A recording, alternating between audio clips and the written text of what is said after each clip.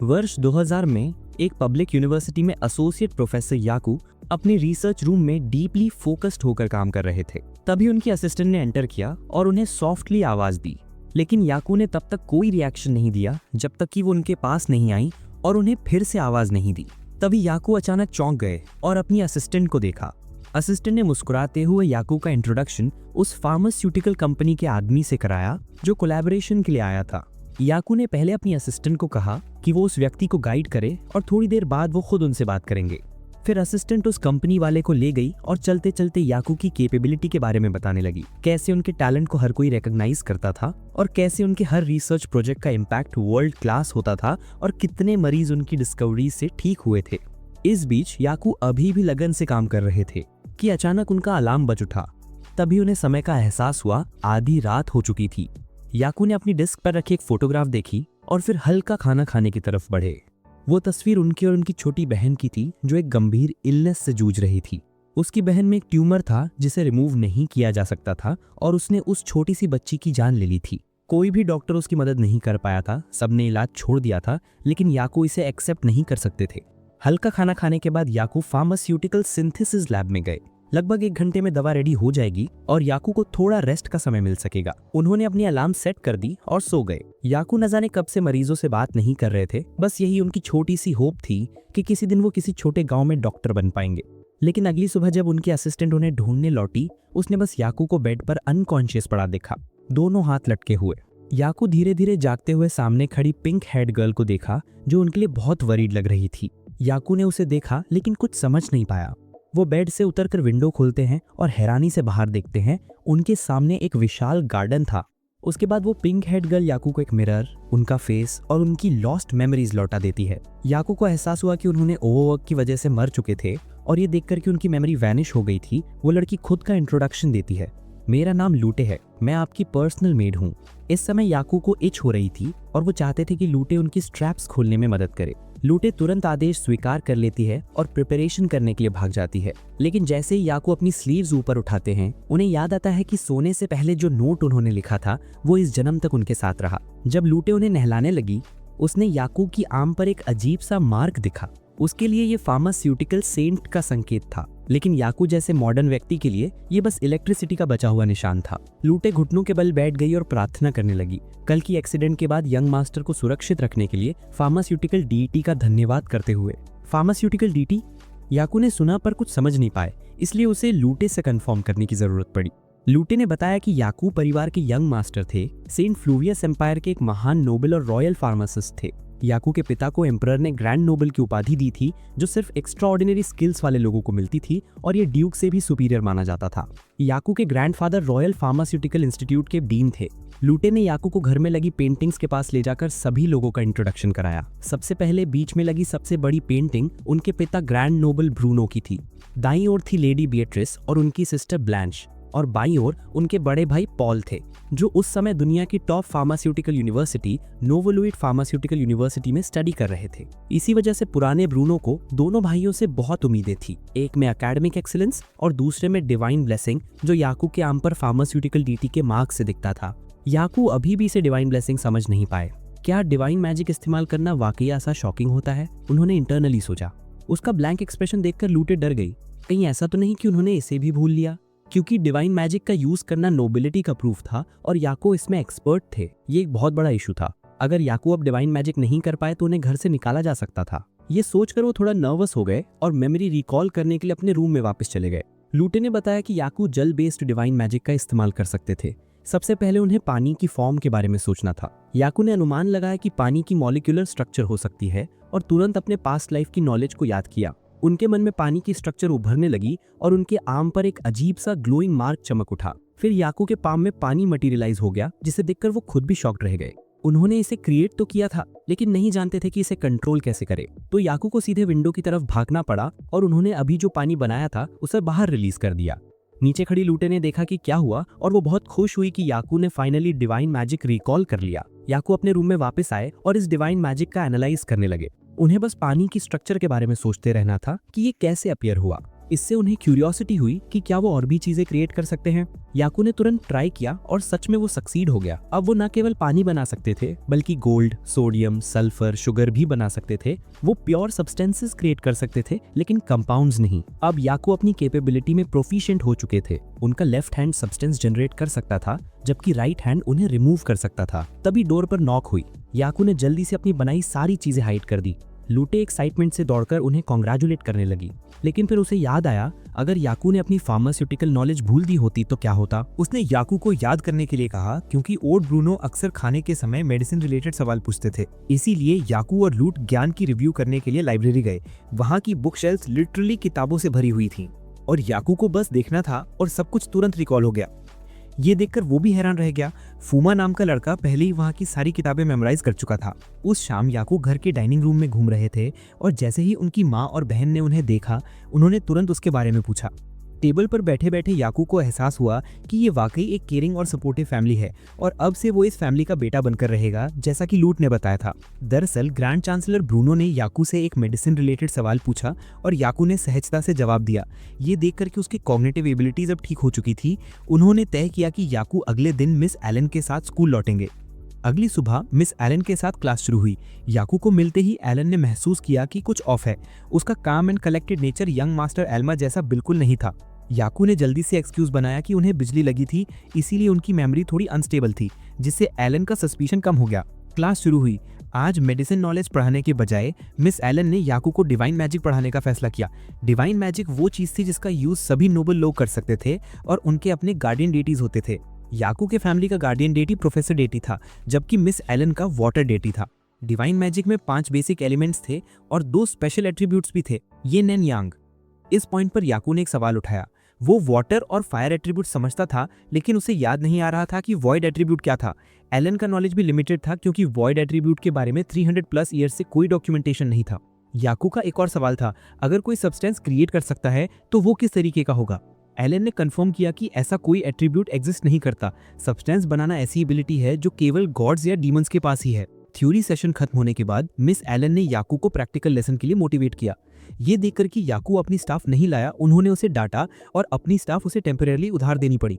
Unsurprisingly उनका instruction यही था कि याकू को दूसरे साइड से वाटर प्रोजेक्टाइल रिलीज करना चाहिए। ये देखकर कि याकू टेक्निक भूल गया है, एलन को खुद डेमोन्स्ट्रेट करना पड़ा। एलन ने अपनी पावर से एक स्ट्रीम ऑफ वाटर स्काई में शूट किया, जिसे देखकर याकू अमेज रह गया। लेकिन एलन के लिए ये टेक्निक बहुत बेसिक थी और याकू इसे पहले भी एफर्टलेसली कर चुका था। याकू ने स्टाफ पकड़कर प्रैक्टिस शुरू की। जैसे ही उसने वाटर की स्ट्रक्चर के बारे में सोचा, एक extremely fast water stream shoot हो गई। एलन स्टन रह गई और बेचैनी से याकू की ओर दौड़ी, ये सोचकर कि वो बिना किसी मंत्रा के मैजिक कैसे कर सकता है। इससे भी जरूरी बात ये थी कि ये वाटर स्ट्रीम बहुत पावरफुल थी। एलन को चिंता हुई कि याकू ने अपनी पूरी लाइफ टाइम की डिवाइन पावर एक ही बार में रिलीज कर दी है, इसीलिए उसे स्टार्स लेकर कंट्रोल करने की जरूरत पड़ी। याकू ने उसे होल्ड किया और वो ग्लो करने लगी, जिससे एलन एक बार फिर डर गई और पूरी तरह हतप्रभ रह गई। ये डिवाइन पावर ऑर्डिनरी इवैल्यूएटर्स की कैपेबिलिटी से बहुत ऊपर थी। इससे पहले कोई भी डिवाइन मेज ऐसा परफॉर्म नहीं कर पाया था।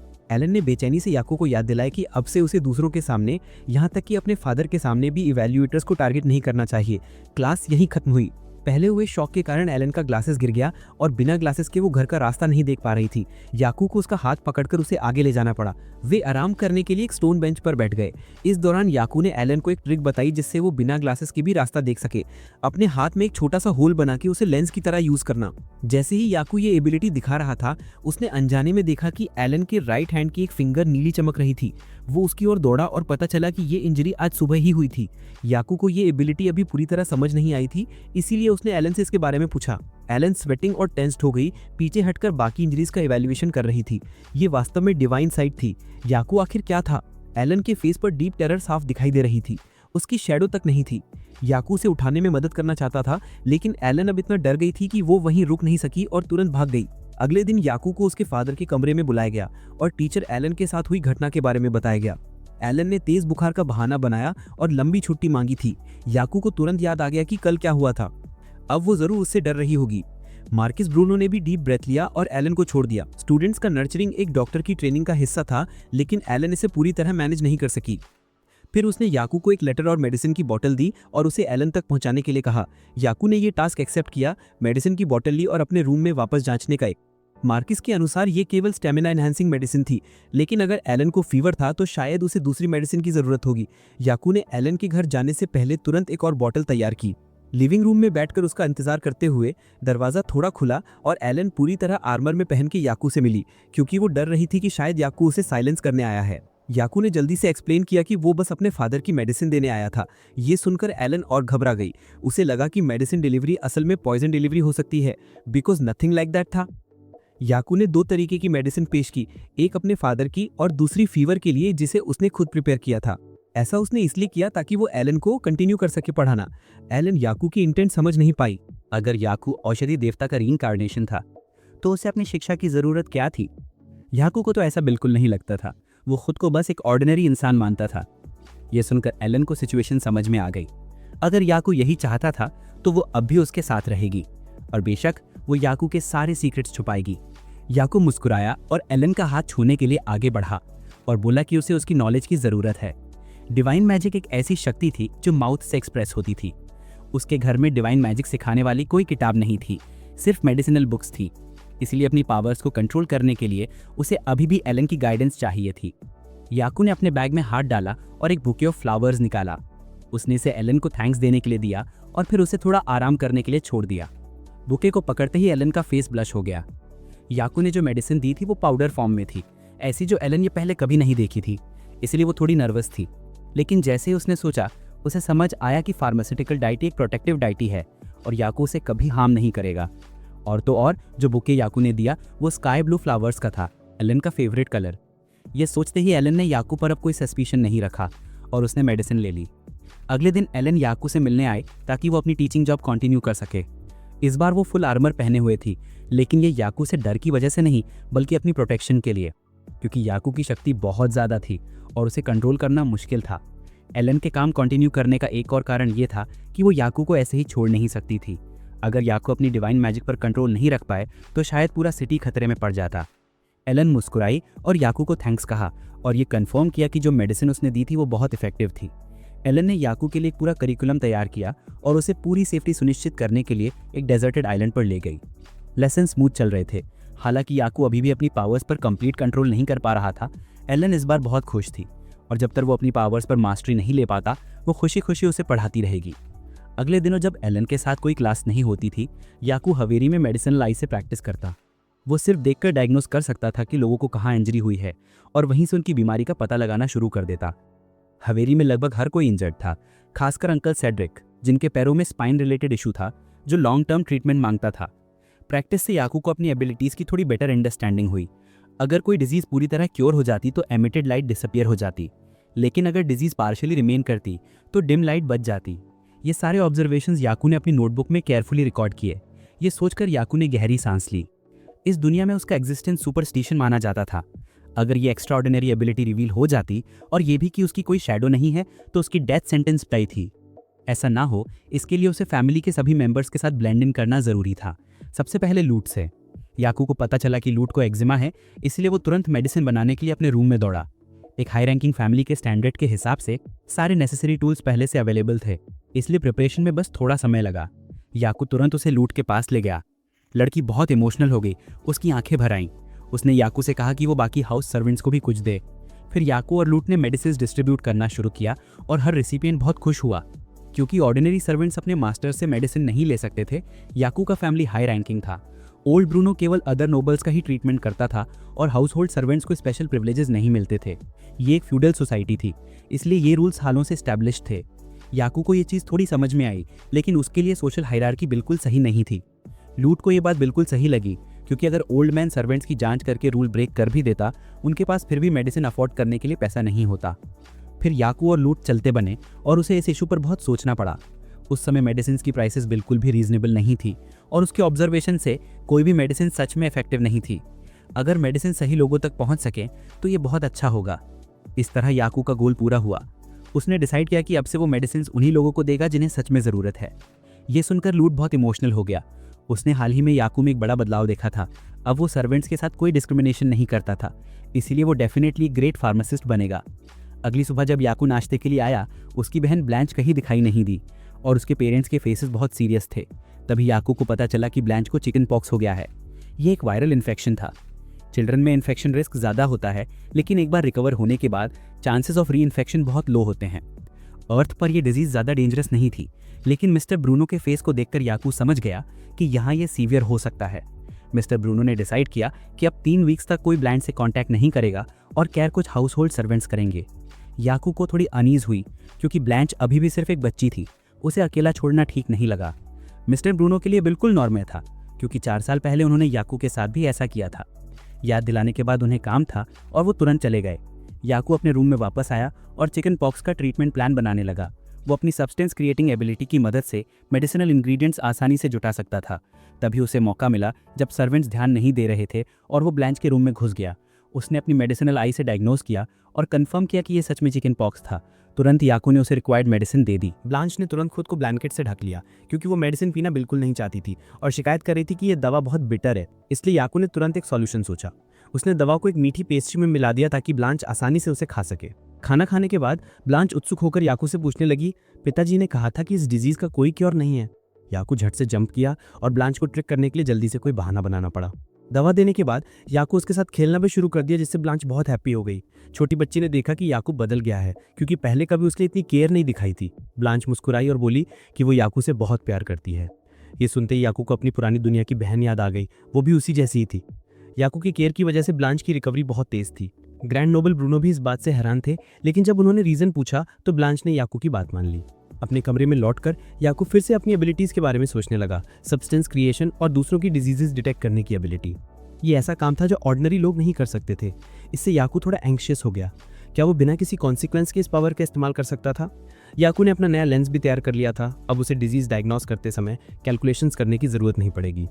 तभी बटलर याकू को बुलाने आया और बताया कि ओल्ड मास्टर ने उसे एक जरूरी काम से बुलाया है। याकू तुरंत दौड़कर अपने पिता के कमरे में गया और उन्हें अपना सामान तैयार करने का इंस्ट्रक्शन दिया। वो एम्परर की डिजीज चेक करने के लिए उनके पीछे पीछे रॉयल पैलेस गया। याकू को समझाते हुए वो बार बार कॉफ करता और याकू तुरंत समझ गया कि ये कोई ऑर्डिनरी कॉफ नहीं है। याकू अपने पिता का डायग्नोसिस करने ही वाला था कि उसे याद दिलाया गया कि ऐसा ना करें, कहीं पता ना चल जाए। इसलिए वो रुक गया। एम्परर की बीमारी के बारे में वो याकू को पहले नहीं बता सकता था। इसके बाद वो और याकू पैलेस में गए। एम्परर के चेंबर में काउंटलेस सर्वेंट्स मौजूद थे। ग्रैंड नोबल ब्रूनो को आते देखकर वे दौड़कर उनका स्वागत करने लगे और बताया कि एम्परर की स्थिति बिल्कुल ठीक नहीं है और ब्रूनो को पहले से ही पता था, उनके लंग्स बहुत वीक थे। प्रणाम करने के बाद पर्दे खोले गए और याकू को ये जानकर शॉक हुआ कि एम्परर एक फीमेल थी। एलिजाबेथ रोमन बेड पर वीक पड़ी थी, एक हाथ भी मूव नहीं कर पा रही थी। इसके बाद ग्रैंड नोबल ने याकू से कहा कि वो उनकी केस हैंडल करे। याकू ने नाइफ निकाला और महारानी की उंगली पर एक छोटा सा कट लगाया, फिर उसे एक टेस्ट ट्यूब में डाल दिया जो तुरंत ग्लो करने लगी। याकू बस देखता रहा, समझ नहीं पा रहा था कि क्या डिजीज डिटेक्ट इसी तरह होती है। जब एम्परर के बेड के पर्दे फिर से बंद हुए तो एस्ट्रोलॉजर्स गए जो सिर हिलाकर बता सके कि एम्परर का फेट बहुत खराब है, शायद अब ज्यादा दिन नहीं बचे। ब्रूनो बस मुंह बनाकर ट्रूथ एक्सेप्ट कर सकता था, हालांकि उन्हें लगता था कि अगर वे महारानी की प्रॉपर केयर करे तो थोड़ी होप तो हो सकती थी। उन्होंने याकू को अपने पीछे बुलाया। उसका काम था कि जब तक पिता मेडिसिन प्रिपेयर करे उनके पास खड़ा रहे और मदद करे। इस समय याकू के मन में दुनिया के फार्मासिस्ट के बारे में अनगिनत थॉट्स घूम रहे थे। उन्हें फ्रीडम थी कि वो मेडिसिन खुद लिखें, इसलिए वो सेम टाइम में ट्रीटमेंट और मेडिसिन प्रिपरेशन कर सकते हैं। स्टैंडिंग वहां पर याकू ने तुरंत पहचान लिया कि ग्रैंड नोबल कुछ प्रकार की ओपियम यूज कर रहे हैं। शायद वो किसी बेहोशी की दवा प्रिपेयर कर रहे थे। प्रिपरेशन के बाद महारानी के बेड के पास पहुंची। उन्होंने वीक होकर ब्रूनो की तरफ देखा और सच बताने को कहा कि क्या उनकी हेल्प पॉसिबल है। महारानी को अश्योर करने के लिए ब्रूनो ने अभी अभी तैयार की गई मेडिसिन वायल दिखाई और कहा कि ये बहुत इफेक्टिव है और इससे उन्हें ब्रीदिंग में मदद मिलेगी। याकू खड़ा देखता रहा, इसे एक्सेप्ट नहीं कर पा रहा था। ये मेडिसिन सिर्फ उनके दर्द को टेम्परेरी रिड्यूस कर रही थी और कोई परमानेंट इफेक्ट नहीं था। इस समय एम्परर के क्लोज लोग ट्रूथ एक्सेप्ट कर चुके थे और आपस में विस्पर कर रहे थे कि प्रीस्ट को बुलाने का आदेश दिया जाए। एम्परर शायद कल शाम तक ही जीवित रहेंगी। याकू ने अपनी आईब्रोज उठाई। इसे एक्सेप्ट नहीं कर सकता था। इस कमरे में इतने सारे लोग खड़े थे, फिर भी कोई उन्हें ठीक नहीं कर सकता था। प्रीस्ट को बुलाना और पेन किलर देना, उन्हें पेनलेस डेथ में हेल्प करना, इससे अलग कुछ नहीं था। अब और ना देख पाने के कारण याकू ने अपनी मेडिकल आई एक्टिवेट की और महारानी का डायग्नोसिस शुरू कर दिया। उन्हें कई बीमारियां थी, लंग्स बहुत वीक थे, कैंसर, ब्रोंकियल डायलेशन और निमोनिया भी। याकू ने और गौर से देखा, ये ऑर्डिनरी निमोनिया नहीं थी, ये पल्मोनरी ट्यूबरक्लोसिस थी, जिसे प्यार से व्हाइट डेथ कहा जाता है। उस समय सीटी स्कैन नहीं था, इसलिए महारानी का इलाज केवल मेडिसिन से ही पॉसिबल था। याकू के माइंड में तुरंत 4 ट्रीटमेंट प्लान्स आए और रिफैम्पिसिन सबसे इफेक्टिव साबित हुई। लेकिन ये मेडिसिन बनाना आसान नहीं था, क्योंकि मॉलिक्यूलर वेट बहुत हाई था और स्ट्रक्चर कॉम्प्लेक्स था। अगर वो फेल होता तो क्या होता, ये सोचकर याकू थोड़ा एंग्शियस हो गया। लेकिन जब महारानी के बच्चे रोकर कमरे में आए तो याकू में एक डॉक्टर लाइक डिटर्मिनेशन वापस आ गया। उसे अपने पेशेंट का सामना करना था, डिजीज का सामना करना था और महारानी की जान बचानी थी। याकू ने डीप ब्रेथ लिया और पूरे डिटर्मिनेशन के साथ महारानी के बेड साइड गया, उन्हें प्रणाम किया और अपनी डिजायर टू ट्रीट एक्सप्रेस की। ब्रूनो चौंक गया। उसे लगा कि उसका बेटा जल्दबाजी में है और उसे रोकना चाहिए, लेकिन महारानी ने उसे रोक दिया। याकू के कॉन्फिडेंस में इतना दम था कि उसने ट्रीटमेंट एक्सेप्ट करने का अश्योरेंस दिया। याकू की आंखों में डिटर्मिनेशन देखकर महारानी ने कमरे में मौजूद ऑफिशियल्स को भी रोक दिया। जब वो हेल्दी थी तो वो देश की सबसे पावरफुल डिवाइन मैजिक यूजर थी, इसलिए वो डिसाइड कर सकती थी कि किस पर ट्रस्ट करना है। वो याकू की आंखों में देख सकती थी कि यही वो अकेला व्यक्ति है जिसने हार नहीं मानी, इसलिए उसने अपना जीवन पूरी तरह से याकू को सौंपने का फैसला किया। याकू ने मिशन एक्सेप्ट किया और तुरंत अपने रूम में बंद हो गया। बाहर दस्तक दे रहे पिता की बात इग्नोर कर दी। याकू अपने काम पर फोकस्ड रहा। उसका मकसद था दवा के जरिए ट्यूबरकुलोसिस वायरस को खत्म करना। उसे 3-4 अलग अलग मेडिसिन को मिलाना था। याकू ने अपने मन में हर मेडिसिन की मोलेकुलर स्ट्रक्चर विजुअलाइज की, उन्हें नोट्स में लिखा और अपनी पावर का इस्तेमाल करके दवाओं को बनाना शुरू किया। तभी ब्रूनो दरवाजा तोड़कर अंदर आया और एंग्रीली कहा कि इस दुनिया का कोई भी फार्मासिस्ट व्हाइट डेथ का इलाज नहीं कर सकता और रैंडम नॉलेज का इस्तेमाल करना कोई फार्मासिस्ट वर्क नहीं माना जाएगा, खासकर जब न्यू ट्रीटमेंट हो। ब्रूनो बहुत गुस्से में था और याकू से तुरंत ऐसा करने को कहा, लेकिन याकू ने उसकी बात नहीं मानी। याकू ने अपने पिता को भरोसा दिलाया कि उसके पास महारानी के इलाज के लिए रेमेडी है और वो ऐसा अपने पिता को बचाने के लिए भी कर रहा है। उसने अपने फादर की बात अनसुनी कर दी और मिक्सचर बनाना जारी रखा। तभी ब्रूनो ने अपना नोटबुक खोल दिया। याकू तुरंत पलटा और दोनों के बीच एक आइस वॉल बना दी, जिससे ब्रूनो शॉक हो गया। उसे ये जानकर डिसबिलीफ हुआ कि याकू बिना किसी डिवाइन स्टाफ या चैंट के भी डिवाइन मैजिक कर सकता है। उसे ठंडा पसीना आ गया। उसने अपनी डिवाइन स्टाफ याकू की तरफ तानी और पूछा कि वो कौन है। जब उसने याकू के हाथ पर चमकता हुआ मार्क देखा तो उसे एहसास हुआ कि ये पवित्र सील था। ब्रूनो ने सिर पकड़ लिया और विलाप करते हुए कहा कि उसे विश्वास नहीं हो रहा कि उसके बेटे को मेडिसिन गॉड का ब्लेसिंग मिला है। इस पर ब्रूनो ने अपनी स्टाफ वापस खींच ली और याकू को फिर याद दिलाया कि महारानी ने उसकी दवा पर अपनी जान की रिस्क ली थी, इसलिए उसे भी इस न्यू ट्रीटमेंट पर अपनी जान की बाजी लगानी होगी। यही एक फार्मासिस्ट की जिम्मेदारी और ऑनर है। याकू समझ गया और उसने आइस वॉल हटा दी, फिर अपने काम पर पूरी तरह फोकस हो गया। अपने बेटे को इतने कंसंट्रेशन से मेडिसिन बनाते देख ब्रूनो को उसकी बचपन की यादें आ गईं और उसने अनजाने में याकू से पूछ लिया कि क्या वो सच में उसका बेटा है। कुछ ही देर बाद याकू ने अपना मास्टरपीस तैयार कर दिया। मिनिस्टर क्लाउड बहुत वरीड हो गए और ब्रूनो से पूछा कि क्या वो अपने बेटे को रोकेंगे। ब्रूनो का इंटेंशन तो ऐसा ही था, लेकिन अब वो केवल ऑब्जर्व कर सकते थे, क्योंकि याकू की टेक्निक उनकी अपनी टेक्निक से कहीं सुपीरियर थी। याकू मेडिसिन लेकर महारानी के बेडसाइड गया और अपना एक्सप्लेनेशन देना शुरू किया। सबसे पहले उसने महारानी को उसका फ्लेगम सैंपल दिखाया और कैंडल लाइट में ध्यान से देखने को कहा। महारानी पूरी तरह नहीं समझ पाई, फिर भी उन्होंने कोऑपरेट किया। वो तुरंत एस्टॉनिश्ड हो गई, क्योंकि लाइट में देखे जाने पर उन्हें अंदर माइक्रोब्स हिलते डुलते दिखाई दिए। उसने मिनिस्टर क्लाउड को बुलाया और उसे भी दिखाया। क्लाउड चकित रह गया और उसने दूसरों को भी दिखाया। इस पर याकू ने एक्सप्लेन किया कि फ्लेगम में जो क्रॉलिंग थिंग्स थी उन्हें बैक्टीरिया कहते हैं और यही महारानी के व्हाइट डेथ डिजीज का कॉज था। ये एक कंटिन्यूसली प्रोग्रेसिंग डिजीज थी, इसलिए याकू चाहता था कि महारानी रेगुलर ट्रीटमेंट लें। अगर वो 6 मंथ्स तक उसकी मेडिसिन लेने की विधि पर कमिटेड रहें तो उनकी डिजीज पूरी तरह क्योर हो जाएगी। महारानी ने ये सुना और नर्वस होकर पसीने से तरबतर हो गई, क्योंकि याकू का एक्सप्लेनेशन ने डिजीज की पूरी कॉन्सेप्ट बदल दी थी। उन्होंने याकू पर ट्रस्ट किया और उसकी मेडिसिन लेने का निर्णय लिया। याकू ने मेडिसिन 2 कप्स में डाल दी और महारानी की बारी आने से पहले सबके सामने 1 कप पी लिया। फिर वो दूसरे मिनिस्टर्स के पास गया और लाउडली अनाउंस किया कि जब महारानी की स्थिति इंप्रूव होगी तो साम्राज्य के लोगों को इनक्योरेबल व्हाइट डेथ का फियर नहीं रहेगा। महारानी का ट्रीटमेंट पूरा करने के बाद याकू और उसके बड़े भाई उसी रात हॉर्स कैरेज में घर लौटे। कैरेज में नर्वस बैठे याकू को ब्रूनो को अपने बेटे की बचपन की याद आई, जब उसने ही उसे फार्मासिस्ट का ज्ञान दिया था। फार्मासिस्ट बनने के लिए केवल नॉलेज नहीं, बल्कि मरीजों के साथ कॉम्पैशनेट हार्ट भी चाहिए। यही ब्रूनो का प्रिंसिपल था। लेकिन जब तक याकू पर इलेक्ट्रिसिटी स्ट्राइक नहीं हुई, तब तक उसे एहसास नहीं हुआ कि वो पेशेंट्स के बारे में कितना वरीड रहता था और अपने बेटे के लिए कुछ नहीं कर पाया। अब ब्रूनो को यकीन हो गया कि सामने खड़ा लड़का सच में उसका बेटा नहीं था। हवेली के गेट्स पर पहुंचकर याकू ने आखिरकार फादर को कॉल किया। उसने अपने केस फाइल निकाली, इस होप में कि फादर भी इसे यूज करेंगे। ब्रूनो ने तुरंत एक्सेप्ट कर लिया, क्योंकि उसके बेटे को ब्लेसिंग ऑफ मेडिसिन गॉड प्राप्त था। अगर यही देवता की इच्छा होती तो वो मान जाता। याकू ने ये सुना और इमीडिएटली रिफ्यूज कर दिया। उसने कहा कि वो बस एक ऑर्डिनरी अप्रेंटिस फार्मासिस्ट है। इस पावर के बावजूद ब्रूनो ने ही उसे सिखाया था कि डाइंग पेशेंट का सामना कैसे करना और उन्हें कंफर्ट देना। ब्रूनो ने उसे गाइड किया था।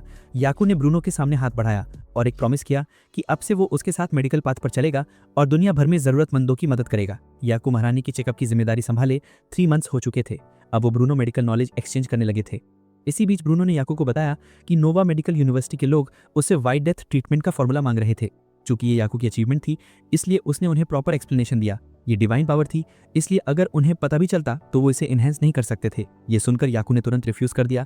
उसने कहा कि दवा बिना किसी डिवाइन मैजिक के बनाई गई है और एक दिन वो इसे पूरी दुनिया के साथ शेयर करेगा। ब्रूनो को याकू को व्हाइट डेथ के बारे में रिमाइंड करने के लिए एक और बात करनी थी। इस बार उसे शक हुआ कि कोई महारानी को टारगेट करने के लिए महल में डिजीज लाया है। याकू को ऐसा नहीं लगा क्योंकि ये कॉन्टेजियस डिजीज थी। इसे महल में लाना और सीधे महारानी को अटैक करना बहुत मुश्किल था। अब महारानी का चेकअप टाइम आ गया। याकू खड़ा हुआ और पहले जाने की परमिशन ली। ब्रूनो बैठा रहा, याकू की फॉर्मूला शीट पढ़ता रहा और नर्वस हो गया ये सोचकर कि उसे इस लेवल तक पहुंचने में कितना समय लगेगा। याकू महल में दाखिल हुआ और महारानी के रूम के सामने प्रिंस नोहा से मिला। याकू को अपनी मदर की जांच करने की परमिशन देने से पहले नोहा ने उसे एक बहुत ही इंटरेस्टिंग न्यूज़ दी। महारानी इस बार याकू के कंट्रीब्यूशन के लिए एक बड़ा रिवॉर्ड देने वाली थी। याकू की इंडिफरेंस बिल्कुल वैसी नहीं थी जैसी नोहा ने इमेजिन की थी। इससे लड़का इरिटेट हो गया और याकू पर चिल्लाने लगा। उसने याद दिलाया कि याकू का कंट्रीब्यूशन कितना सिग्निफिकेंट था, इसलिए उसका रिवॉर्ड लेना स्वाभाविक था। नोहा याकू को पहले से बता रहा था ताकि उसे थोड़ा प्रिपरेशन टाइम मिल जाए। तभी वो क्यूरियसली झुका और याकू से पूछा, तो तुम्हारी इच्छा क्या है, वेल्थ, पावर या लैंड? याकू बस स्माइल किया और उन चीज़ों से पोलाइटली इनकार कर दिया। उसे इनमें से किसी की ज़रूरत नहीं थी। बेशक नोहा को यकीन नहीं हुआ। कौन सा नोबल इंसान सत्ता नहीं चाहेगा? लड़के ने याकू की इच्छा जानने की कोशिश की और वादा किया कि वो किसी को नहीं बताएगा। एक विश। इस मोमेंट पर याकू ने अपनी इच्छा के बारे में गंभीरता से सोचा और नोहा से कहा कि अगर पॉसिबल हो तो वो एक हॉस्पिटल खोलना चाहता है, एक ऐसी जगह जो रईसों और आम लोगों, अमीर और गरीब के बीच कोई भेदभाव न करे।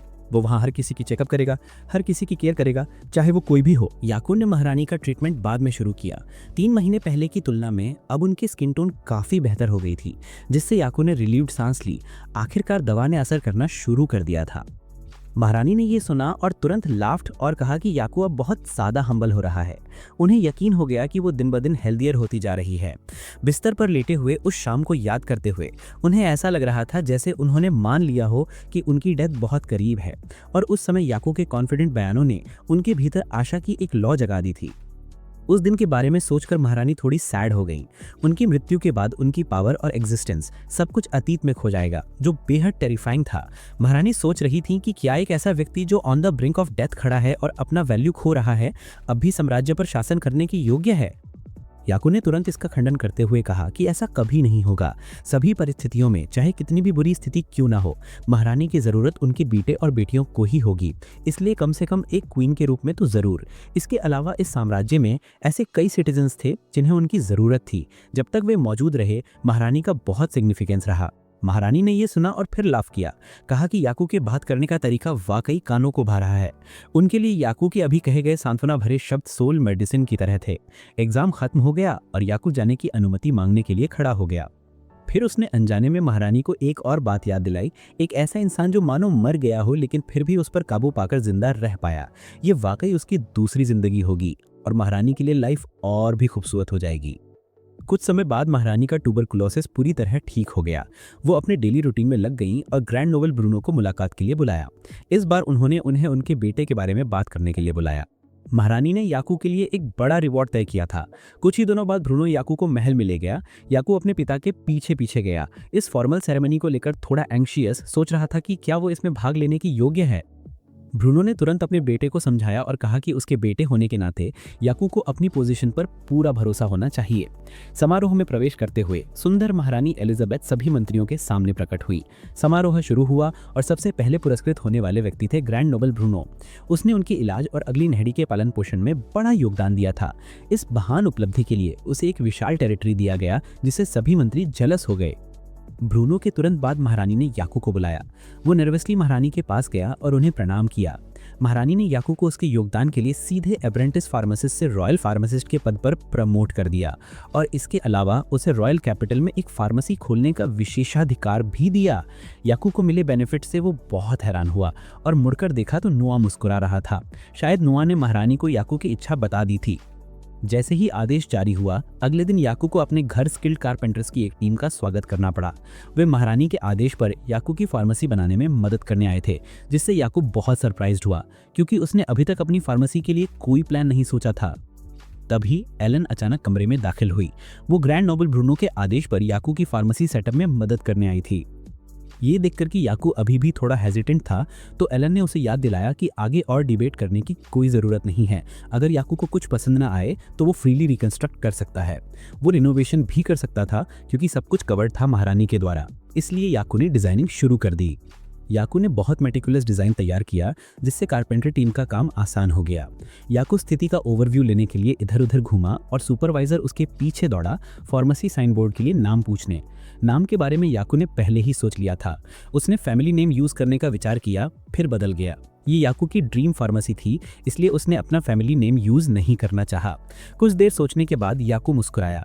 उसे एहसास हुआ कि उसकी मेडिसिन शॉप किसी दूसरे वर्ल्ड में है, तो अदर वर्ल्ड फार्मेसी नाम उसे सही लगा। याकू के सोचने से पहले ही सुपरवाइजर ने अपने सबॉर्डिनेट्स को साइन बोर्ड तैयार करने का आदेश दे दिया। कुछ ही पलों बाद अदर वर्ल्ड फार्मेसी का साइन बोर्ड बनकर तैयार हो गया। एलन दौड़कर याकू की तारीफ करने आई और कहा कि नाम बहुत गुड लग रहा है और इससे एडवर्टीजिंग हैसल से छुटकारा मिलेगा।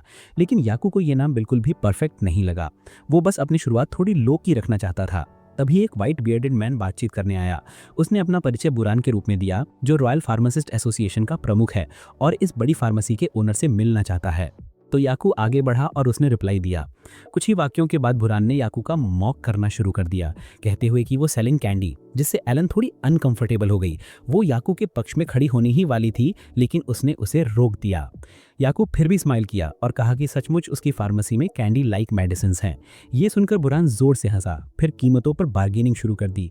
उसके अनुसार किसी नई द्वारा स्थापित फार्मेसी की प्राइसेस बहुत ऊंची होती हैं।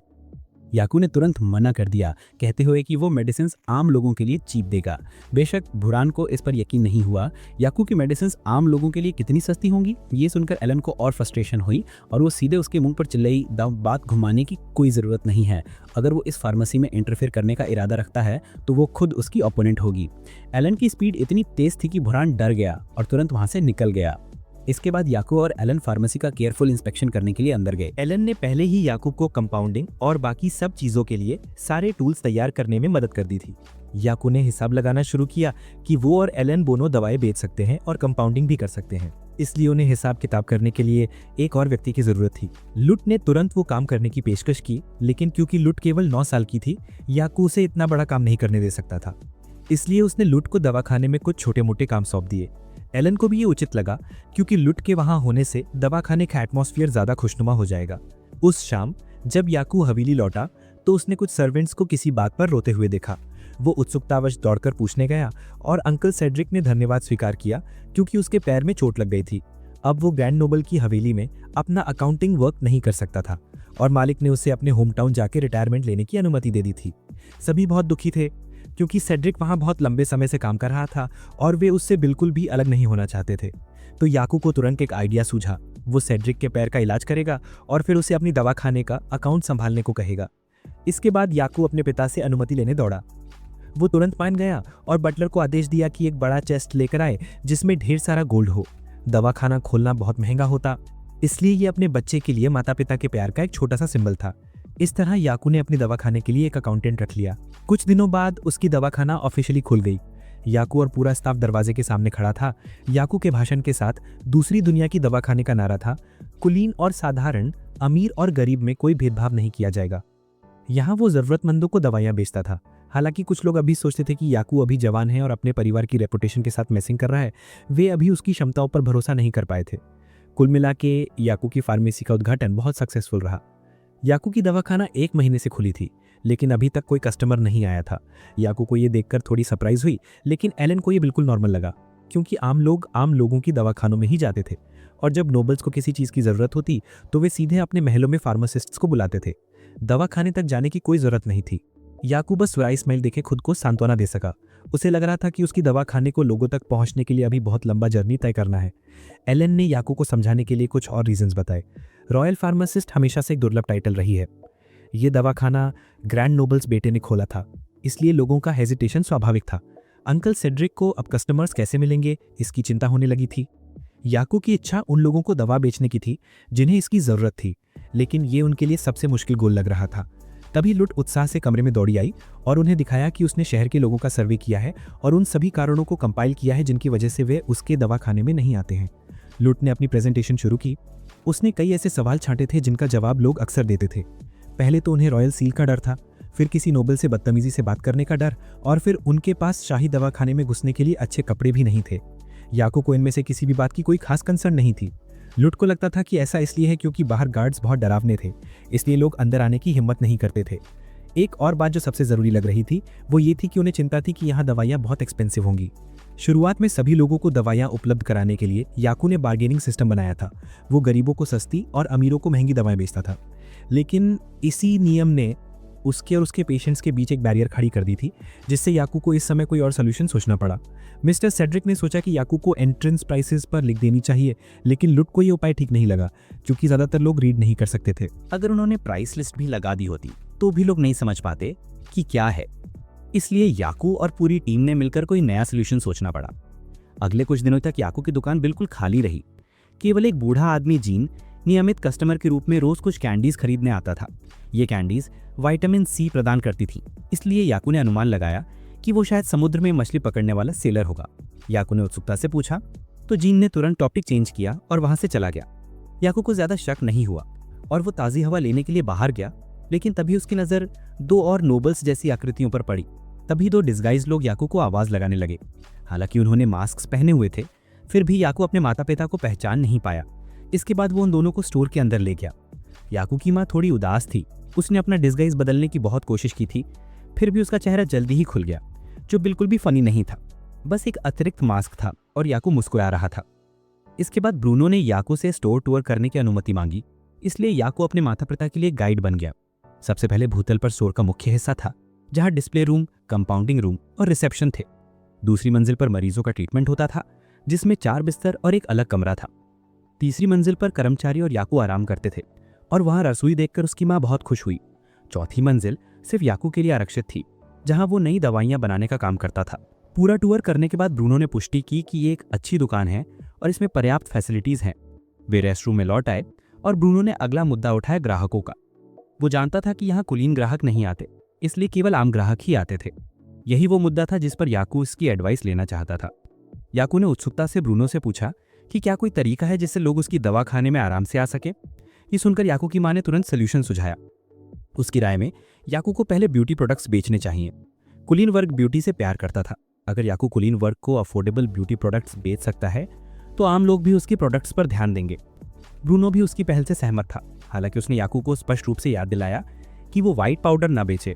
इससे पहले याकू कॉस्मेटिक सेफ्टी गारंटर के रूप में काम कर चुका था, इसलिए वो ये अच्छी तरह जानता था कि ये व्हाइट पाउडर कई मेटालिक कंपोनेंट से बना था।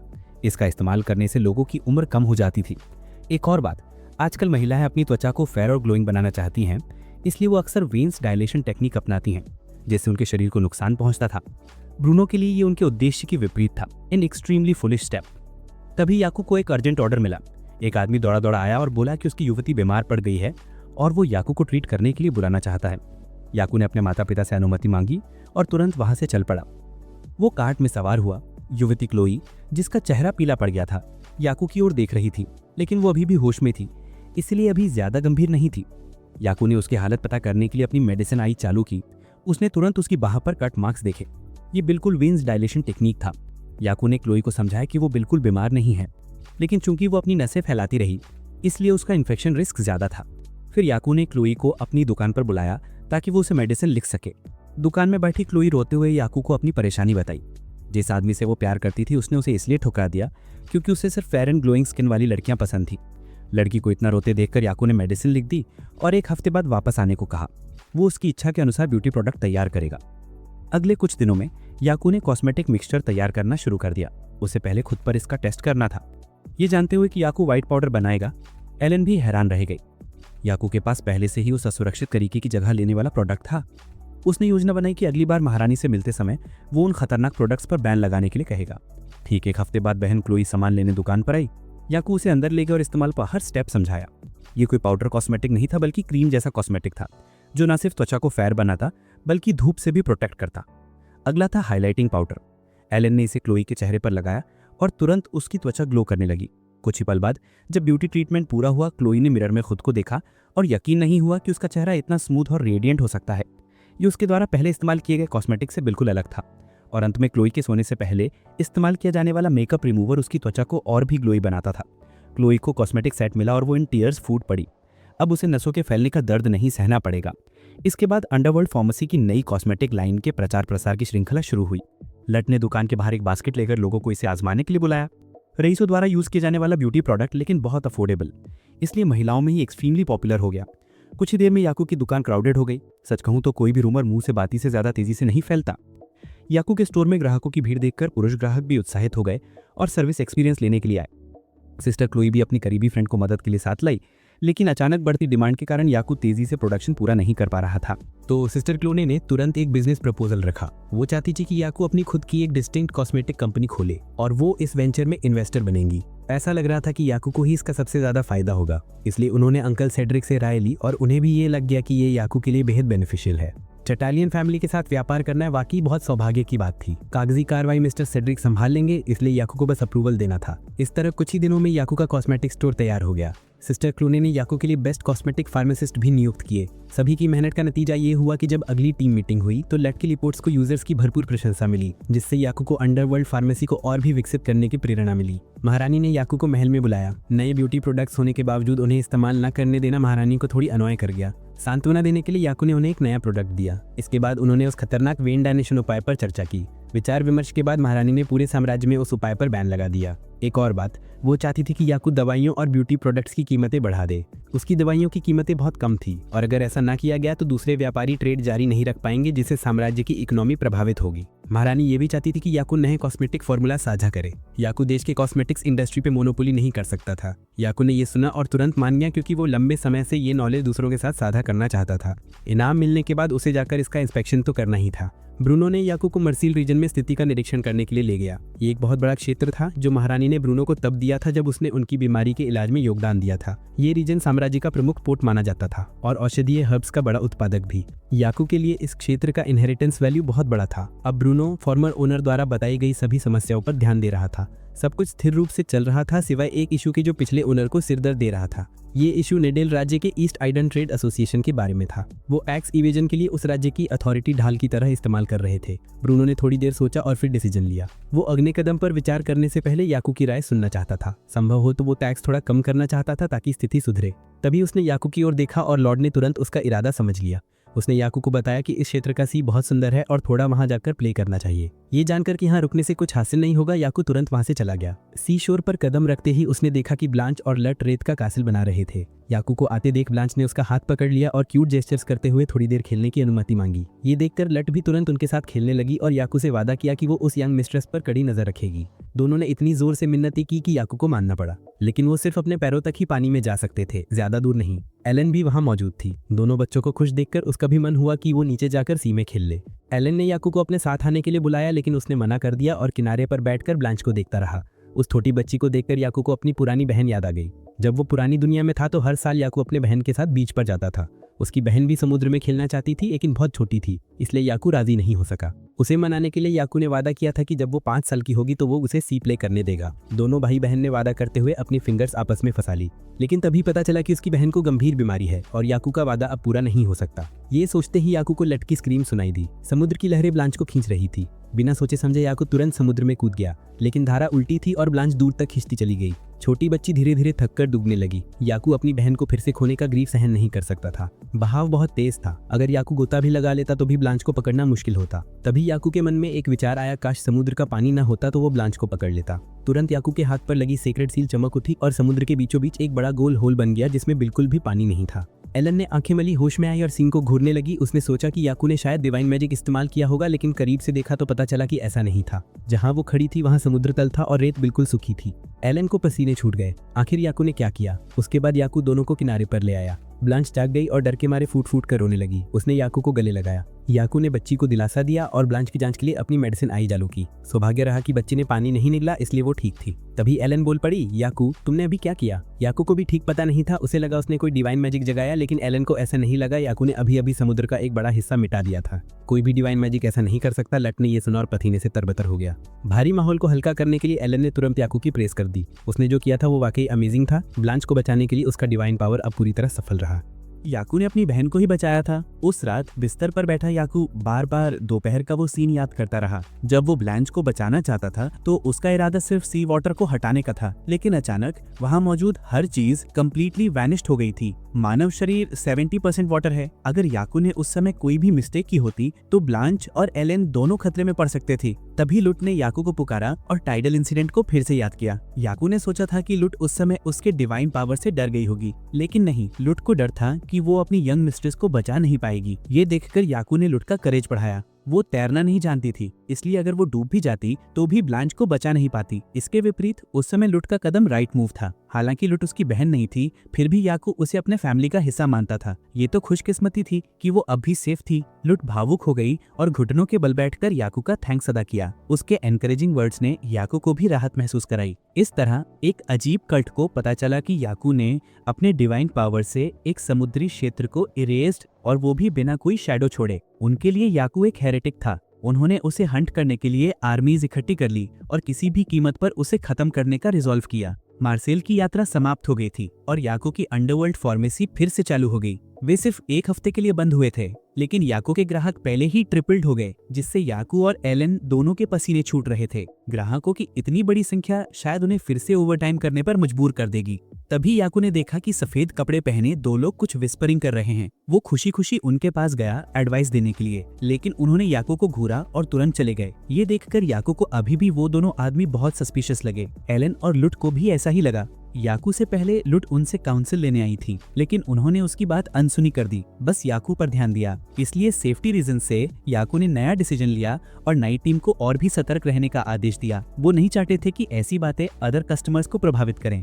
अगली सुबह जैसे ही रात की शिफ्ट बदलने वाले कर्मचारी फार्मेसी का डोर ओपन करते हैं, फॉग के बीच से एक मैड हॉर्स मिट्टी भरी गाड़ी खींचते हुए सीधे अंदर आ गया। ये खबर तुरंत ग्रैंड नोबल ब्रूनो को दी गई, जो बहुत एंग्री हुआ। उसने इसे अपने परिवार के खिलाफ डेक्लेरेशन ऑफ वॉर माना। ब्रूनो ने नाइट को महारानी के पास रिपोर्ट करने का आदेश दिया। फिर याकू से पूछा कि उसने किसी सस्पिशियस पर्सन को देखा है। याकू ने अनुमान लगाया कि ये सिर्फ फार्मासिस्ट एसोसिएशन या कल देखे गए 2 men in white हो सकते हैं, लेकिन चूंकि अभी तक कोई एविडेंस नहीं था, इसलिए वो कोई कंक्लूजन नहीं निकाल सका और ज्यादा एक्यूरेट इन्फो हासिल करना चाहता था। इसके बाद याकू फार्मेसी का इंस्पेक्शन करने दौड़ा। अंकल सेड्रिक इस घटना से बहुत अपसेट थे। पूरी दुकान बदबूदार मड से भर गई थी। हालांकि उन्होंने हवा को शुद्ध करने के लिए डिवाइन मैजिक का प्रयोग किया। इतनी मड को तुरंत हटाना मुश्किल था। दुर्भाग्य में भी फॉर्चून छिपी थी। केवल पहली मंजिल को नुकसान पहुंचा, ऊपरी मंजिलें अभी भी ठीक थी। लुट और एलन पहले ही कुछ मेडिसिन याकू के हवेली में पहुंचा चुके थे, इसलिए इस बार डैमेज ज्यादा नहीं हुआ। तभी मिस्टर जीन अपने कुछ दोस्तों के साथ आए। ये देखकर कि याकू को ट्रबल हो रही है, वो मदद के लिए आगे आए। न केवल जीन का ग्रुप बल्कि आसपास के लोग भी याकू की क्लीनअप में मदद करने दौड़े। इस घटना के कल्प्रिट्स के प्रति सभी लोग बहुत एंग्री थे। हालांकि उन्हें कोई पेमेंट नहीं मिला, फिर भी वो याकू की मदद के लिए एंथुजियास्टिक थे। इतने सारे लोगों का इतना प्यार देखकर याकू बेहद इमोशनल हो गया। उन्होंने और अंकल सेड्रिक ने सिर झुकाकर सबका थैंक्स अदा किया। तभी एक महिला दौड़ती हुई आई और याकू को पुकारने लगी। वो फूट फूट कर रो रही थी और याकू को बताया कि उसके पिता अचानक सनस्ट्रोक की वजह से बेहोश हो गए हैं और वो चाहे जितनी कोशिश कर ले वो उन्हें उठा नहीं पा रही है। इसलिए याकू ने पूरी दुकान का सामान अंकल सेड्रिक को सौंप दिया और महिला के पिता को बचाने के लिए उसके पीछे चल पड़ा। सुरक्षित रहने के लिए याकू ने ऑल काइंड्स ऑफ मेडिसिन साथ मिलाया, लेकिन जैसे जैसे वो आगे बढ़े उसे और भी ओमिनस फीलिंग हुई कि कुछ रॉन्ग है। ये महिला उसे रॉयल कैपिटल से बहुत दूर लेकर जा रही थी। जब तक याकू पीछे मुड़कर पूछने लगा, वो महिला वैनिश्ड हो गई। उसके तुरंत बाद अनगिनत सफेद वस्त्र पहने लोग प्रकट हुए और याकू को घेर लिया। वे होली एम्पायर के जजेस थे, जो याकू की शैडोलेस नेचर और मार्सेल में समुद्र को इरेज करने की घटना को स्पष्ट करने आए थे। एलन के साथ अपनी लेसन्स में याकू ने देवीय मंदिर के बारे में और भी जाना, जो इस दुनिया में देवताओं और देवीय मैजिक का उद्गम था और साथ ही ये दुनिया का सबसे बड़ा धार्मिक संगठन था। उनका काम नवजात शिशुओं में देवीय शक्ति का आकलन करना और उनका पालन पोषण करना था। ये याद करते हुए याकू को लुट की कही बात याद आई, जिसके अनुसार बिना डिवाइन मैजिक एक नोबल को पदावनत करके कॉमनर बना दिया जा सकता था। इतना ही नहीं, देवीय मंदिर ही प्रत्येक देश के राजाओं को क्राउन और देवीय दंड देता था, जिसकी शक्ति एक राज्य से भी अधिक थी। एलन ने याकू को विशेष रूप से हेरेटिक इन्वेस्टिगेशन ब्यूरो से सावधान रहने की याद दिलाई। ये ब्यूरो धर्मांध और दुष्टात्माओं को नष्ट करने में एक्सपर्ट था, जो देवीय शक्ति का दुरुपयोग करते थे। इस संगठन की आर्मी शक्तिशाली और क्रूर थी। फिर भी अब याकू का सामना हेरेटिक इन्वेस्टिगेशन ब्यूरो के डायरेक्टर सोलोमन से हुआ। वो एक ऐसा आदमी था जिसकी कोई शैडो भी नहीं थी और जिसने शहर के बीचों बीच बड़ी दवा की दुकान खोलने की हिम्मत की थी। दिन दहाड़े आते वो जानते थे कि सोलोमन को समझ नहीं आ रहा था कि याकू फूलिश है या बस कॉन्फिडेंट। याकू बस मुस्कुराता रहा और समझाने की कोशिश करता रहा कि वो कोई इविल स्पिरिट नहीं, बस एक इंसान है। बेशक सोलोमन को याकू की बातों पर विश्वास नहीं हुआ। उसने याकू को अपना सामान नीचे रखने और पीछे हटने का ऑर्डर दिया क्योंकि वो कोई बड़ा इंसिडेंट नहीं बनाना चाहता था। याकू को उसकी बात माननी पड़ी। सोलोमन ने याकू को पकड़ने के लिए एक इविल स्पिरिट रिस्ट्रेनिंग स्ट्रक्चर तैयार की थी, लेकिन जब ये डिवाइन मैजिकल स्ट्रक्चर डिप्लॉय हुआ, पलक झपकते ही वो इंस्टेंटली मैनेज हो गया। इससे पूरी हेरेटिक इन्वेस्टिगेशन टीम शॉक्ड रह गई। उनमें से एक ने अपनी स्टाफ उठाई और याकू को घेरते हुए गोलियां बरसाने लगा। याकू बिल्कुल शांत रहा। उसने अपने लिए एक वॉल ऑफ फायर बनाने के लिए नाइट्रोजन का इस्तेमाल किया, फिर आग को बुझाने के लिए हवा से ऑक्सीजन निकाली। अगर आग का कोई असर नहीं हुआ तो आइस क्या? उन्होंने आइसी स्वॉर्ड याकू की ओर फेंकी, लेकिन याकू द्वारा बनाई गई बैरियर को छूते ही वो तुरंत डिसअपीयर हो गई। इस एबिलिटी ने पूरी जांच टीम को पसीने पसीना कर दिया। उनका मानना था कि याकू का डिवाइन मैजिक बहुत गुणी है, उसे अब अलाइव पकड़ना बहुत खतरनाक है और तुरंत एलिमिनेट करना जरूरी है। सोलोमन के आदेश पाकर पूरी जांच टीम ने याकू पर अटैक करने के लिए स्क्वाड बनाना शुरू कर दिया और हर एक व्यक्ति जिसके पास कोई एबिलिटी थी वो उस पर लगातार गोलियां बरसा रहे थे। पृथ्वी के 5 एलिमेंट्स ने मिलकर याकू पर अटैक किया, लेकिन एक जबरदस्त एक्सप्लोजन के बाद भी याकू को कोई हार्म नहीं हुआ। उसने सभी अटैक्स को रोकने के लिए एक विशाल आइस वॉल बना ली। इस समय तक याकू थोड़ा ट्रबल्ड भी हो गया था। उसने शक्तिशाली एनर्जी उत्सर्जित की जिससे सोलोमन टेरिफाइड हो गया और उसने जल्दी से सभी को डिफेंसिव फॉर्मेशन बनाने का आदेश दिया, लेकिन तब तक बहुत देर हो चुकी थी। याकू से निकलने वाली शक्ति ने सोलोमन को लड़खड़ाकर फॉल करवा दिया, जबकि बाकी लोग उसकी मदद के लिए दौड़े। इस समय याकू ने पूरा विशाल आइस चंक उठाया और उन्हें धमका रहा था। उसने कहा, आप तुरंत स्टॉप करो, मैं इस दुनिया में लड़ने नहीं बल्कि लोगों को बचाने आया हूँ, और अगर आप फिर भी ऐसा करेंगे तो बदला लेना पड़ेगा। याकू का पूरा शरीर ग्लो होने लगा, जिससे सोलोमन के पसीने छूट गए। उसे एहसास हुआ कि ये इमेंस डिवाइन पावर, कंधे पर एक होली सील, याकू पर कोई शैडो नहीं छोड़ता क्योंकि वो पहले से ही रेडिएंट था। सोलोमन को यकीन नहीं हो रहा था कि वो फेस टू फेस इस व्यक्ति से मिलेगा। उसने जोर से चिल्लाकर अपने सभी साथियों को याद दिलाया कि Yaku is the incarnation of medicine god. पूरे ग्रुप ने तुरंत याकू के सामने अपने पाप स्वीकार किए और बाउड। घोड़े से गिरने के कारण सोलोमन के पैर से बहुत ब्लड बह रहा था। ये देवता के खिलाफ ब्लास्फेमी था, इसलिए उसने याकू के सामने एटोनमेंट करने के लिए सुसाइड करने का डिसीजन लिया। सोलोमन ने डैगर निकाला और खुद को मारने ही वाला था कि याकू ने उसे रोक दिया। उसने कहा, मैं शुरू से ही लोगों को बचाने आया हूँ। अगर आप मुझे और मेरी फार्मेसी परेशान नहीं करेंगे तो किसी की डेथ नहीं होगी। इसके बाद याकू ने सोलोमन का डायग्नोस करने के लिए अपनी मेडिकल आइज एक्टिवेट की। घोड़े से गिरने के कारण उसे पहले ही ओपन बोन फ्रैक्चर हुआ था। निकलने वाली लाइट सफेद थी, जिससे पता चलता है कि याकू अभी भी उसका ट्रीटमेंट कर सकता था। सबसे अच्छा तरीका तो यही था कि सोलोमन का ये अंग एम्प्यूटेट कर दिया जाए, लेकिन तभी एक रेड लाइट निकली जिससे याकू को दोबारा सोचने पर मजबूर कर दिया। अगर उसने अभी अंग काट दिया तो ब्लड इन्फेक्शन हो सकता था। याकू को इलाज का कोई दूसरा तरीका अपनाना पड़ता। बोन को जोड़ने के लिए सर्जरी ज्यादा कारगर होती, लेकिन इस दुनिया में सर्जरी जैसी कोई चीज नहीं थी। सिर्फ याकू ही ऐसा कर सकता था। याकू थोड़ा हेजिटेंट हुआ। उसे समझ नहीं आ रहा था कि वो ये काम ठीक से कर पाएगा या नहीं। कुछ देर सोचने के बाद उसने सभी को एक हॉर्स कार्ट मंगाने का आदेश दिया। उसने एक स्टोन प्लेटफॉर्म बनाया और सोलोमन को उस पर लिटा दिया। याकू ने अपना डिसीजन कर लिया था। एक डॉक्टर होने के नाते वो उसे ऐसे नहीं छोड़ सकता था। उसे उसकी सर्जरी करनी ही थी। याकू माइनर सर्जरी रूम में गया और सोलोमन को एनेस्थीसिया देना शुरू किया। वो आदमी याकू के हर इंस्ट्रक्शन को बिना बहस मान रहा था, इसलिए उसने जरा भी शिकायत नहीं की। पहले याकू ने जानवरों पर कई बार एक्सपेरिमेंटल सर्जरीज की थी, लेकिन किसी इंसान पर ये उसका पहला एक्चुअल ट्राई था। थोड़ा नर्वस तो था ही। याकू ने गहरी सांस ली और फिर उसने काम शुरू कर दिया। इस वक्त अगर वो नहीं होता तो सोलोमन को बचाने वाला कोई नहीं था। कुछ देर बाद याकू बाहर आया। फिलहाल सोलोमन की जान बच गई थी, बस रिकवरी के लिए थोड़ा वक्त और चाहिए था, इसलिए याकू ने बाकी लोगों को उसे वापस ले जाने दिया। सजा देने के बजाय याकू ने दया दिखाना ज्यादा सही समझा। पूरे ग्रुप ने तुरंत औषधि देवता को धन्यवाद देते हुए फुल प्रोस्ट्रेशन किया, लेकिन याकू ने उन्हें तुरंत रोक दिया और साफ कहा कि वो कोई मेडिसिन गॉड या डिवाइन फिगर नहीं है। वो बस एक ऐसा इंसान है जिसकी एक ही इच्छा है, डॉक्टर बनकर लोगों को बचाना। सोलोमन को बचाना उसकी जिम्मेदारी थी, और अगर वो सच में उसका शुक्रिया अदा करना चाहते हैं तो याकू सिर्फ यही चाहता था कि आज के बाद पूरी तरह सीक्रेट रखी जाए। कई महीनों बाद सोलोमन पूरी तरह ठीक हो गया। वो खुद याकू की फार्मेसी में एक सुंदर सा उपहार लेकर आया। उस घटना के बाद सोलोमन ने डिवाइन टेम्पल के आर्चबिशप का पद पाने के लिए पूरी ताकत झोंक दी, और अब उसने याकू से वादा किया कि उससे जुड़ी किसी भी हेरेसी की खबर को वो दबा देगा। लेकिन उससे पहले उसने याकू से थोड़ा समय मांगा, इसलिए याकू को दोपहर में थोड़ी देर के लिए फार्मेसी बंद करनी पड़ी। हाथ में सोलोमन का लाया हुआ केक लेकर वो किसी कोने में चुपके से खाने की जगह ढूंढ ही रहा था, तभी छोटी ब्लांच बाहर गेट से ही उसे आवाज़ देने लगी। आज उसका याकू के साथ खेलने का आफ्टरनून अपॉइंटमेंट था, इसलिए वो जल्दी पहुंच गई। उसी समय फार्मेसी के अंदर सोलोमन एक बहुत ही क्लासी बॉक्स लेकर आया था। अंदर एक छड़ी थी और वो याकू को देना चाहता था। इस स्टाफ को मेडिसिन गॉड स्टाफ कहा जाता है।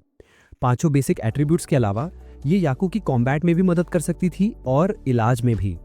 याकू थोड़ा कंफ्यूज था, इतना कीमती गिफ्ट स्वीकार करे या ना करे, लेकिन सोलोमन का एक्साइटेड फेस देखकर उसने उसे ले लिया और ज़रा सा ट्राई किया। जैसे ही याकू ने स्टाफ में डिवाइन पावर डाली, तेज रोशनी निकल पड़ी। सोलोमन के लिए ये साफ संकेत था, the staff has accepted Yaku as his true master. वो छड़ी इतनी खूबसूरत थी कि एलन तो उसे देखकर ही मंत्रमुग्ध हो गई, इसलिए याकू ने उसे थोड़ी देर पकड़ने दिया। लेकिन जैसे ही एलन ने उसे थामा, स्टाफ उसके हाथ से फिसल कर गिर गई। सोलोमन ने तुरंत समझाया कि ये डिवाइन स्टाफ इस दुनिया की नहीं है और सिर्फ याकू ही इसका इस्तेमाल कर सकता है। याकू ने जल्दी से स्टाफ उठाई, तभी उसकी नज़र उस पर लगे कई बटनों पर पड़ी और वो क्यूरोसिटी में मुड़कर पूछ बैठा, क्या ये उड़ भी सकती है? याकू का अंदाज़ा एकदम सही था।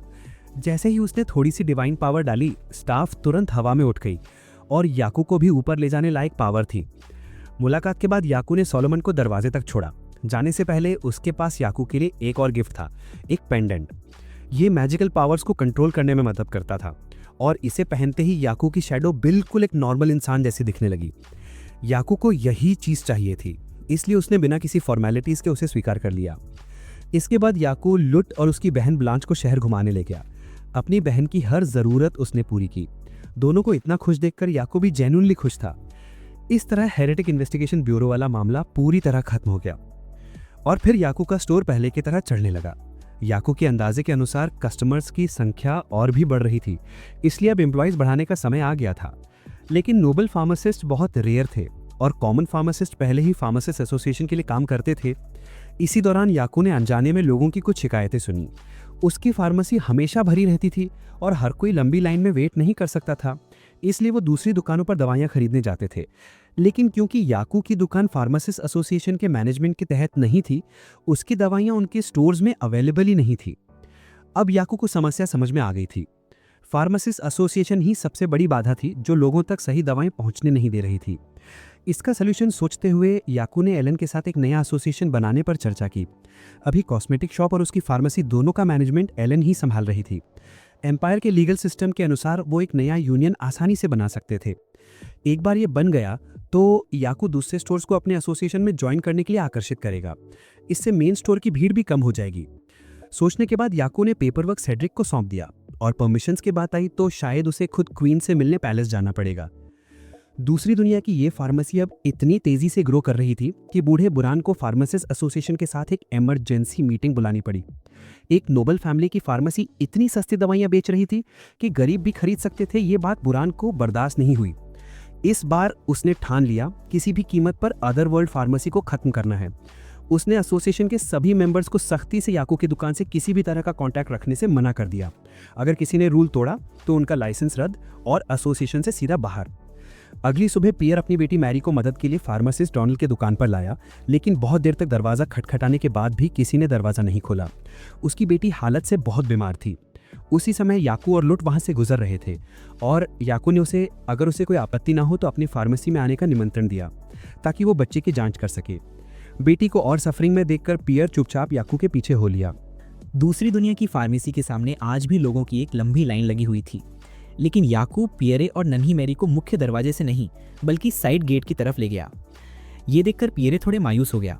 उसे लगा कि शायद याकू उसे अलग समझ रहा है, पर असली बात तो तब समझ आई जब याकू ने उसे एक मास्क थमाया। उसे तभी एहसास हुआ कि ये सब इसलिए था ताकि मैरी की बीमारी किसी और को ना लगे। दोनों ने मास्क पहन लिए और फिर याकू ने नन्ही बच्ची की हालत चेक करना शुरू किया। सबसे पहले उसे मैरी के बारे में कुछ बेसिक जानकारी चाहिए थी। इस वक्त मैरी को तेज फीवर था, बॉडी बिल्कुल वीक थी और वो होश में भी नहीं थी। याकू को अभी तक ये क्लियर नहीं हो रहा था कि उसे कौन सी बीमारी है। तभी उसने पियरे से पूछा कि मैरी का वेट कितना है।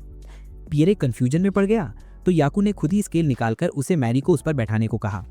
पहली बार ऐसा देखकर पियरे थोड़ा डर भी गया था, तो याकू ने कामली समझाया कि वेट पता होना इसलिए ज़रूरी है ताकि दवा की सही डोसेज तय की जा सके। गलत मात्रा देने पर दवा बेअसर हो सकती है और कभी कभी साइड इफ़ेक्ट्स भी दे सकती है। ये सुनकर पियरे हैरान रह गया, क्योंकि बाकी क्लिनिकों में तो बच्चों को बस वयस्कों की आधी दवा दे दी जाती थी। याकू की तरह इतनी सावधानी कोई नहीं बरतता था। कुछ देर की जांच के बाद याकू को आखिर बीमारी का अंदाजा लग ही गया। छोटी मैरी को बेहद तेज सर्दी थी। पियरे स्टन रह गया। इतना हाई फीवर, सीजर्स और मुंह से झाग, उससे तो लगा था कि किसी इविल स्पिरिट का असर है। पर याकू ने साफ कहा कि ये सिर्फ कोल्ड नहीं बल्कि फ्लू है। पियरे के चेहरे पर अभी भी कंफ्यूजन देखकर याकू को थोड़ा और एक्सप्लेन करना पड़ा। मैरी को एक वायरस ने इन्फेक्ट कर दिया था। याकू दवा की अलमारी में गया और बीमारी की मेडिसिन की एक वायल निकाल कर लाया। उसने बताया कि इस समय मैरी का शरीर इतना कमजोर है कि दवा खाना उतना असरदार नहीं होगा, इसलिए स्टीम इनहेलेशन सबसे बेहतर तरीका होगा। इससे बच्चे की बॉडी वार्म होगी और वायरस खुद ही कमजोर होने लगेंगे। लंबी एक्सप्लेनेशन के बावजूद भी पियरे आधा समझा आधा नहीं, तो याकू वहीं रुक गया और बाकी कामों में लग गया। इलाज देर शाम तक चलता रहा और सच कहें तो याकू का तरीका सरप्राइजिंगली फास्ट काम कर गया। मैरी का फीवर धीरे धीरे उतर गया। याकू ने अगले 5 दिनों की दवा भी तैयार कर दी। देर रात होने के बावजूद उसने पियरे को याद दिलाया कि इस तरह की बीमारी शाम को ज़्यादा उभरती है, इसलिए अगर कोई भी परेशानी फिर से दिखे तो वो बिना हिचकिचाए वापस क्लिनिक आ सकता है। याकू ने पियरे को गेट तक छोड़ा और तभी पियरे में डरते डरते पूछा, जांच की फीस क्या है? याकू मुस्कुराया और बहुत कम अमाउंट बताया। उसने कहा कि बच्चों की जांच आसान होती है, इसलिए वो ज़्यादा चार्ज नहीं करता। पियरे ने सिर झुकाया और वहां से चला गया। फार्मेसी की चमकती इमारत को देखते हुए उसे अचानक समझ आ गया, फार्मासिस्ट एसोसिएशन का याकू से कॉम्पीट करना असंभव है। घर पहुंचकर उसने खुद को काम में लगा लिया। कुछ देर बाद उसकी पत्नी कमरे में आई और बताया कि मैरी गहरी नींद में है और अब उसे कोई दर्द नहीं हो रहा। लेकिन जब उसे पता चला कि पियरे मैरी को दूसरी दुनिया की फार्मेसी ले गया था तो वो डर गई। आखिर एसोसिएशन ने वहां जाने से मना किया था, लेकिन पियरे ने साफ कहा, अगर आज याकू नहीं होता तो मैरी बच ना पाती। ज्ञान, ट्रीटमेंट, केयर, हर चीज़ में दूसरी दुनिया की फार्मेसी बाकी सबसे कहीं आगे थी और असल में एक फार्मासिस्ट की असली छवि वैसी ही होनी चाहिए। ये सोचकर पियरे को लगा कि वो खुद बहुत पीछे है, ना जादू, ना ज्ञान और ना ही याकू जैसा कॉन्फिडेंस। वो चाहता था कि उसे भी याकू का थोड़ा सा अनुभव मिल जाए ताकि वो भी लोगों की जान बचा सके। उसकी पत्नी समझ गई कि पियरे क्या सोच रहा है, लेकिन उस रास्ते पर जाना मतलब फार्मासिस्ट एसोसिएशन के खिलाफ खड़ा होना था, जो लगभग सुसाइड जैसा था। इतनी परेशानियों के बीच पियरे खुद को रोक नहीं पाया और रो पड़ा। एक फार्मासिस्ट होते हुए भी वो अपनी बेटी की मदद नहीं कर पाया। उसे खुद पर शर्म आ रही थी। अगली सुबह फार्मासिस्ट एसोसिएशन की इमरजेंसी मीटिंग फिर से बुलाई गई। दुकानों और आय में लगातार गिरावट आ रही थी। बैरन गुस्से में था पर कुछ कर नहीं सकता था, क्योंकि दूसरी दुनिया की फार्मेसी को महारानी का सपोर्ट था और ऊपर से आर्च बिशप्स भी वहां अक्सर आ रहे थे, तो प्रैक्टिकली याकू को कोई छू भी नहीं सकता था। बैरन ने पियरे की तरफ देखा, क्योंकि उसकी दुकान सबसे ज्यादा पास थी। पियरे ने गहरी सांस ली और खड़े होकर सच बोल दिया, अगर यहाँ बैठा कोई भी व्यक्ति कभी दूसरी दुनिया की फार्मेसी गया ही नहीं तो एक बार जाकर देखें, आपको खुद समझ आ जाएगा कि लोग आपकी दुकानों पर वापस क्यों नहीं आते। वहाँ अमीर गरीब का कोई फर्क नहीं है, ट्रीटमेंट सबको सेम मिलता है। बैरन गुस्से से खड़ा हुआ और मेज पर हाथ पटका। उसके लिए ये सब सिर्फ कस्टमर्स की क्यूरियोसिटी थी। उसका कहना था, दूसरी दुनिया की फार्मेसी महारानी के प्रिविलेज का फायदा उठाकर प्राइसेस कम कर रही है और यही एसोसिएशन की हालत खराब कर रही है। बैरन ये सब कहते कहते अचानक रो पड़े। सालों से वो आम लोगों तक मेडिसिन पहुंचाते आ रहे थे, लेकिन अमीर लोग कभी उनकी केयर करने नहीं आए, ना मदद, कुछ भी नहीं। सोच के देखो, अगर एक दिन वो दवाखाना बंद हो जाए तो आम लोगों के पास इलाज का कोई ऑप्शन ही नहीं बचेगा। इधर पियर अब भी सभी को समझाने की कोशिश कर रहा था कि अनदर वर्ल्ड फार्मेसी इतनी एडवांस्ड इसलिए है क्योंकि वो लोग मरीजों को इंप्रूव करने पर फोकस करते हैं। उन्हें खत्म करने की जगह उनसे सीखना चाहिए कि पेशेंट्स का सही ट्रीटमेंट कैसे किया जाता है और मेडिसिन का सही इस्तेमाल कैसे होता है। लेकिन वो लोग तो ऐसी दवाइयाँ बेच रहे थे जिनका सोर्स भी अनक्लियर था और ये भी नहीं पता था कि वो इंसानों के लिए सेफ हैं या नहीं। तभी बैरन ने गुस्से में टेबल पर हाथ पटका और पियर को चुप करवा दिया। उसे लगा कि अगर पियर को फार्मासिस्ट एसोसिएशन पर भरोसा ही नहीं है तो उसे यहीं से अभी निकल जाना चाहिए। और बस उसी पल पियर की जॉब चली गई। उसके बाद बैरन के आदमियों ने उसकी फार्मेसी की हालत भी खराब कर दी। पियर बस खड़ा देखता रह गया, कुछ करने की ताकत ही नहीं थी। तभी अचानक याकू वहां पहुंचा। वो सीधे पियर की तरफ दौड़ा और उससे सब पूछने लगा।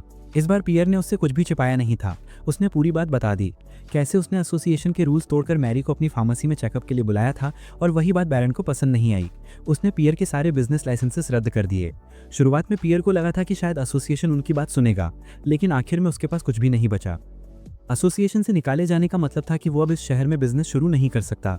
इसलिए पियर ने प्लान बनाया कि किसी दूसरे देश जाकर फिर से शुरुआत करेगा। याकू ने ये सुना और सब समझ गया।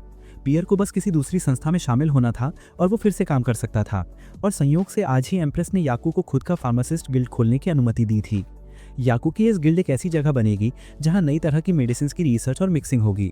उसने हाथ बढ़ाकर पियर को इनवाइट किया, अगर उसे कोई आपत्ति ना हो तो वो उसकी हेल्प कर सकता है। ये सुनते ही पियर रो पड़ा।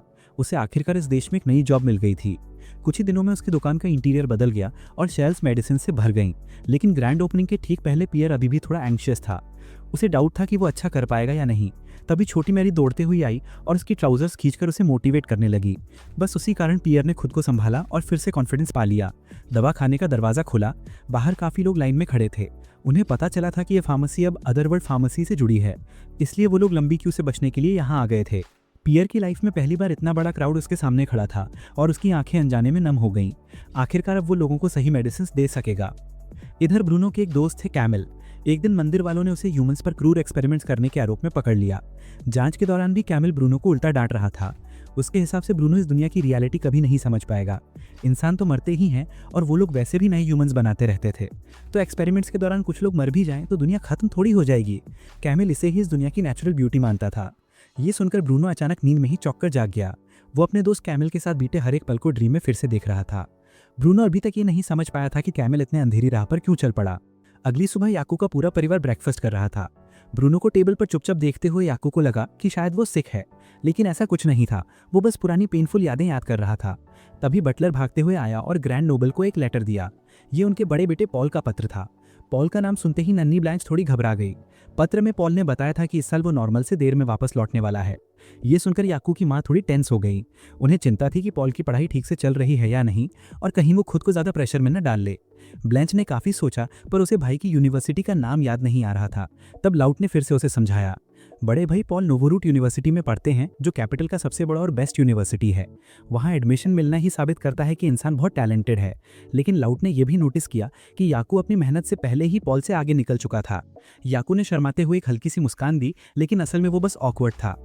तभी ब्रूनो ने उसे बुलाया और खाने के बाद अपने रूम में आने को कहा। अंदर जाकर उसने याकू को बताया कि अगले महीने कैपिटल में फेयर सीजन शुरू होने वाला है। याकू ने भी इसके बारे में सुना था। ये फेस्टिवल साल में सिर्फ एक बार लगता है और पूरा 1 महीना चलता है। दूर दूर से मर्चेंट्स आते हैं, भीड़ बहुत बढ़ जाती है, इसलिए ब्रूनो उसे पहले से सावधान कर रहा था। सावधान? याकू को समझ नहीं आया कि उसका मतलब क्या है। तब ब्रूनो ने पॉल के पत्र की असली वजह बताई। पॉल ने लिखा था कि पड़ोसी देश के पास पटे आइलैंड पर एक अजीब महामारी फैल गई है। वहाँ के सभी 1000 लोग मर चुके हैं। ये सुनकर याकू के हाथ पैर ठंडे हो गए। ये बीमारी बिल्कुल अनयूजान थी। याकू और पूछना चाहता था, लेकिन ब्रूनो को भी ज़्यादा जानकारी नहीं थी। नोवोरूट यूनिवर्सिटी की टॉप रिसर्च कमेटी 2 इन्फेक्टेड लोगों को स्टडी के लिए वापस लाई थी, लेकिन वो दोनों भी उसी बीमारी से मर गए। ये सुनकर याकू पसीने पसीने हो गया। मतलब बीमारी हाईली कंटेजियस थी। ब्रूनो भी चुपचाप उसके विचार से सहमत था। हालांकि रिसर्च टीम अब उस आइलैंड पर आउटब्रेक को कंट्रोल कर चुकी थी, पर किसी को नहीं पता कि वहां आने जाने वाले कार्गो शिप्स ने इन्फेक्शन फैलाया या नहीं। और कैपिटल के फेयर में जाने से पहले सभी को मर्सेल पोर्ट पर रुकना पड़ता है, जो याकू के परिवार की टेरिटरी में आता है। इसीलिए ब्रूनो इस बीमारी को शाही राजधानी में फैलने से रोकने का कोई रास्ता ढूंढना चाहता था। सबसे बड़े बेटे पॉल की रिसर्च ग्रुप में कुल 4 लोग थे, लेकिन इनमें से 2 उस अजीब बीमारी से ऑलरेडी इन्फेक्टेड थे। उनके हाथ पैर इतने बैडली डैमेज हो चुके थे कि उन्हें बचाया नहीं जा सकता था। महामारी से बचाने के लिए उन दोनों के शवों का प्रॉपर अंतिम संस्कार कर दिया गया, और चूंकि बड़ा बेटा पॉल भी इस एक्सपेरिमेंट में शामिल था, इसीलिए उसे कमरे में ही कॉन्फाइनमेंट में रखा गया और बाहर जाने की परमिशन नहीं थी। इसीलिए बड़ा बेटा पॉल तुरंत घर नहीं लौट सका। नोवोरूट यूनिवर्सिटी में भी एक न्यू डिवाइस भी इस्तेमाल कर रहे थे। पॉल के अनुसार ये डिवाइस याकू द्वारा इन्वेंटेड माइक्रोस्कोप से काफी मिलता जुलता था। इसीलिए याकू ने ब्रूनो से कहा कि वो अपने बड़े भाई को एक पत्र भेजे जिसमें बीमारी का एक सैंपल भेजने की रिक्वेस्ट हो। इसी बीच महल में बड़ी मीटिंग चल रही थी। दूसरी दुनिया की फार्मेसी की स्थापना के बाद से बीमारी से होने वाली डेथ्स में लगभग 20% की कमी आई थी। इतना ही नहीं, याकू की फार्मेसी में बिकने वाले प्रोडक्ट्स भी लोगों में बेहद पॉपुलर थे, जिससे साम्राज्य की इकॉनमी को बूस्ट मिला, और ये एक रिमार्केबल अचीवमेंट थी।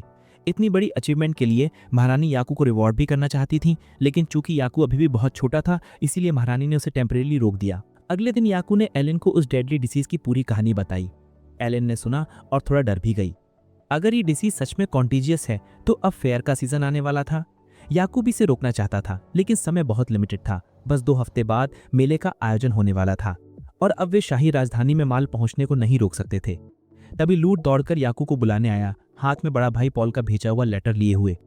याकू ने इसे पढ़ा और लिटरली पसीने से सोक्ड हो गया। सच में इस दुनिया में भी प्लेग था। उसके तुरंत बाद याकू और एलन ने तुरंत पैंडेमिक प्रिवेंशन की तैयारी शुरू कर दी। उन्होंने अपने 2 क्लोज डिसाइपल्स को पहले लॉर्ड एडम के असिस्टेंस के लिए मार्सेली एरिया भेजा, जबकि याकू और एलन यहाँ की पूरी व्यवस्था संभालने के बाद में वहां पहुंचे। उसके बाद याकू और एलन ने ब्रूनो को रिपोर्ट दी। पॉल ने लेटर में जो बताया था उसके अनुसार याकू ने कंफर्म किया कि ये प्लेग ही थी, एक बेहद टेरिफाइंग डिसीज जिसने 14th सेंचुरी में यूरोप की हाफ पॉपुलेशन को वाइप आउट कर दिया था। इस डिसीज की मॉर्टेलिटी रेट बहुत हाई थी, लगभग 70% तक। अगर ये लंग्स को इन्फेक्ट कर दे तो डेथ ऑलमोस्ट सर्टेन थी। हालांकि ब्रूनो ने इसके बारे में केवल बुक्स में पढ़ा था, फिर भी वो प्लेग की सिवियरिटी को समझ चुका था।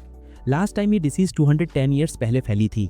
ब्रूनो बहुत वरिड था, अगर ये डिसीज शाही राजधानी तक फैल गई तो कैपिटल सिटी का डिस्ट्रक्शन इनएविटेबल था। इस मामले में याकू के पास पहले से प्लेग का इलाज था। उसने इस डिसीज से लड़ने के लिए एक नई मेडिसिन भी डेवलप की थी, लेकिन अभी उनका फोकस पहले इन्फेक्टेड लोगों की संख्या को कंट्रोल करने पर था। ये सुनकर ब्रूनो तुरंत समझ गया कि याकू क्या कहना चाह रहा है, और दोनों फादर सन तुरंत महारानी को इन्फॉर्म करने महल पहुंचे। महारानी ने पूरी कॉपरेशन दिखाई और शाही राजधानी में एंट्री होने वाले गुड्स पर इंस्टेंट कंट्रोल लगाने का निर्णय लिया। याकू ने महारानी से रिक्वेस्ट किया कि शहर के गेट्स पर extra epidemic inspection check points भी लगाए जाएं। इंस्पेक्शन का काम उसके फार्मासिस्ट यूनियन के लोगों के द्वारा किया जाएगा। एक और क्रिटिकल इशू ये था कि प्लेग सिर्फ ह्यूमन से ही नहीं बल्कि रैट से भी फैलती है। इसीलिए याकू चाहता था कि महारानी ये डिसीजन ले कि पूरी शाही राजधानी रैट्स को रिपेल करने के लिए यूनाइटेड रहे और साथ ही कपड़ों को बॉइलिंग वाटर से सैनिटाइज भी किया जाए। याकू की हर रिक्वेस्ट महारानी ने एक्सेप्ट कर ली। प्रोटेक्शन ऑफ सिटीजन्स उनकी रिस्पॉन्सिबिलिटी थी। वे इस बीमारी को शाही राजधानी में फैलने नहीं देंगी। इसके तुरंत बाद एपिडेमिक कंट्रोल कैंपेन शुरू हुआ। फार्मेसी में याकू ने पियर को बुलाया और माइक्रोस्कोप की इफेक्टिवनेस समझाई। पियर ने भी याकू के इंस्ट्रक्शंस के अनुसार बहुत जल्दी तैयारी कर ली। याकू ने जो मेडिसिन उसे दी उन्हें पियर ने 1000 पार्ट्स में डिवाइड कर शाही राजधानी के सभी फार्मेसीज में डिस्ट्रीब्यूट कर दिया। जब तक कोई इन्फेक्टेड होता वे मेडिसिन फ्री में डिस्ट्रीब्यूट की जाती। पियर को सारी जानकारी देने के बाद याकू को एश्योरेंस मिला कि शाही राजधानी मेडिसिन को प्रॉपरली हैंडल करेगी। हालांकि फाइटिंग कंटिन्यू रखने के लिए याकू को मार्सेली पोर्ट जाना होगा। महल में महारानी अब इस स्ट्रेंज डिसीज से जुड़े सभी केसेस को कोऑर्डिनेट कर रही थी। थैंक्स टू क्वारंटाइन सेंटर्स अभी तक कोई मेजर प्रॉब्लम नहीं हुआ था। इसके अलावा आर्क बिशप सोलोमन ने शाही राजधानी की हवा को प्यूरिफाई करने के लिए डिवाइन एयर मैजिक से अपने फॉलोअर्स को असेंबल किया था। इस तरह कुछ समय के लिए उन्होंने इस मिस्टीरियस डिसीज के रूमर्स पर फुल कंट्रोल पा लिया था। याकू की तरफ से शाही राजधानी का सर्वे कंप्लीट होने के बाद जब सब कुछ ठीक था तो उसने और एलन ने मार्सेली की जर्नी स्टार्ट कर दी। हालांकि याकू अभी भी बहुत वरिड था। एक ऐसी पैंडेमिक जिसके बारे में वो केवल हिस्ट्री से जानता था, याकू को नहीं पता था कि वो अब इससे जीत पाएगा या नहीं। याकू की चिंता देखकर एलन ने उसे एनकरेज करने के लिए और रिएश्योर करने के लिए बात की। सबको पता था कि याकू की कैपेबिलिटी कैसी है और वो कॉन्फिडेंट था कि याकू सक्सीड करेगा। ऑफ कोर्स दूसरे भी यही सोचेंगे। याकू ने पीछे मुड़कर देखा। अंकल सेड्रिक और लिटिल लॉट उन्हें बिड बाय करने के लिए दरवाजे तक आए, साथ ही कई एनकरेजिंग वर्ड्स भी। इसकी वजह से याकू को इस बैटल के लिए और ज्यादा कॉन्फिडेंस मिला। याकू और एलन मार्सेली पहुंच चुके थे। उसे यहाँ लौटे हुए काफी समय हो गया था। बस उसे उम्मीद नहीं थी कि लौटने का रीजन वही डेडली डिसीज होगा। जहाजों के एक बड़े फ्लीट को डॉक पर आते देखकर याकू को कंफर्म हो गया कि डिसीज के पैथोजेंस उन्हीं शिप्स में होंगे। इसीलिए फेयर शुरू होने से पहले उसे यहाँ क्वारंटाइन का काम कंप्लीट करना था। एलन के 2 डिसाइपल्स तुरंत उनका वेलकम करने के लिए बाहर आए।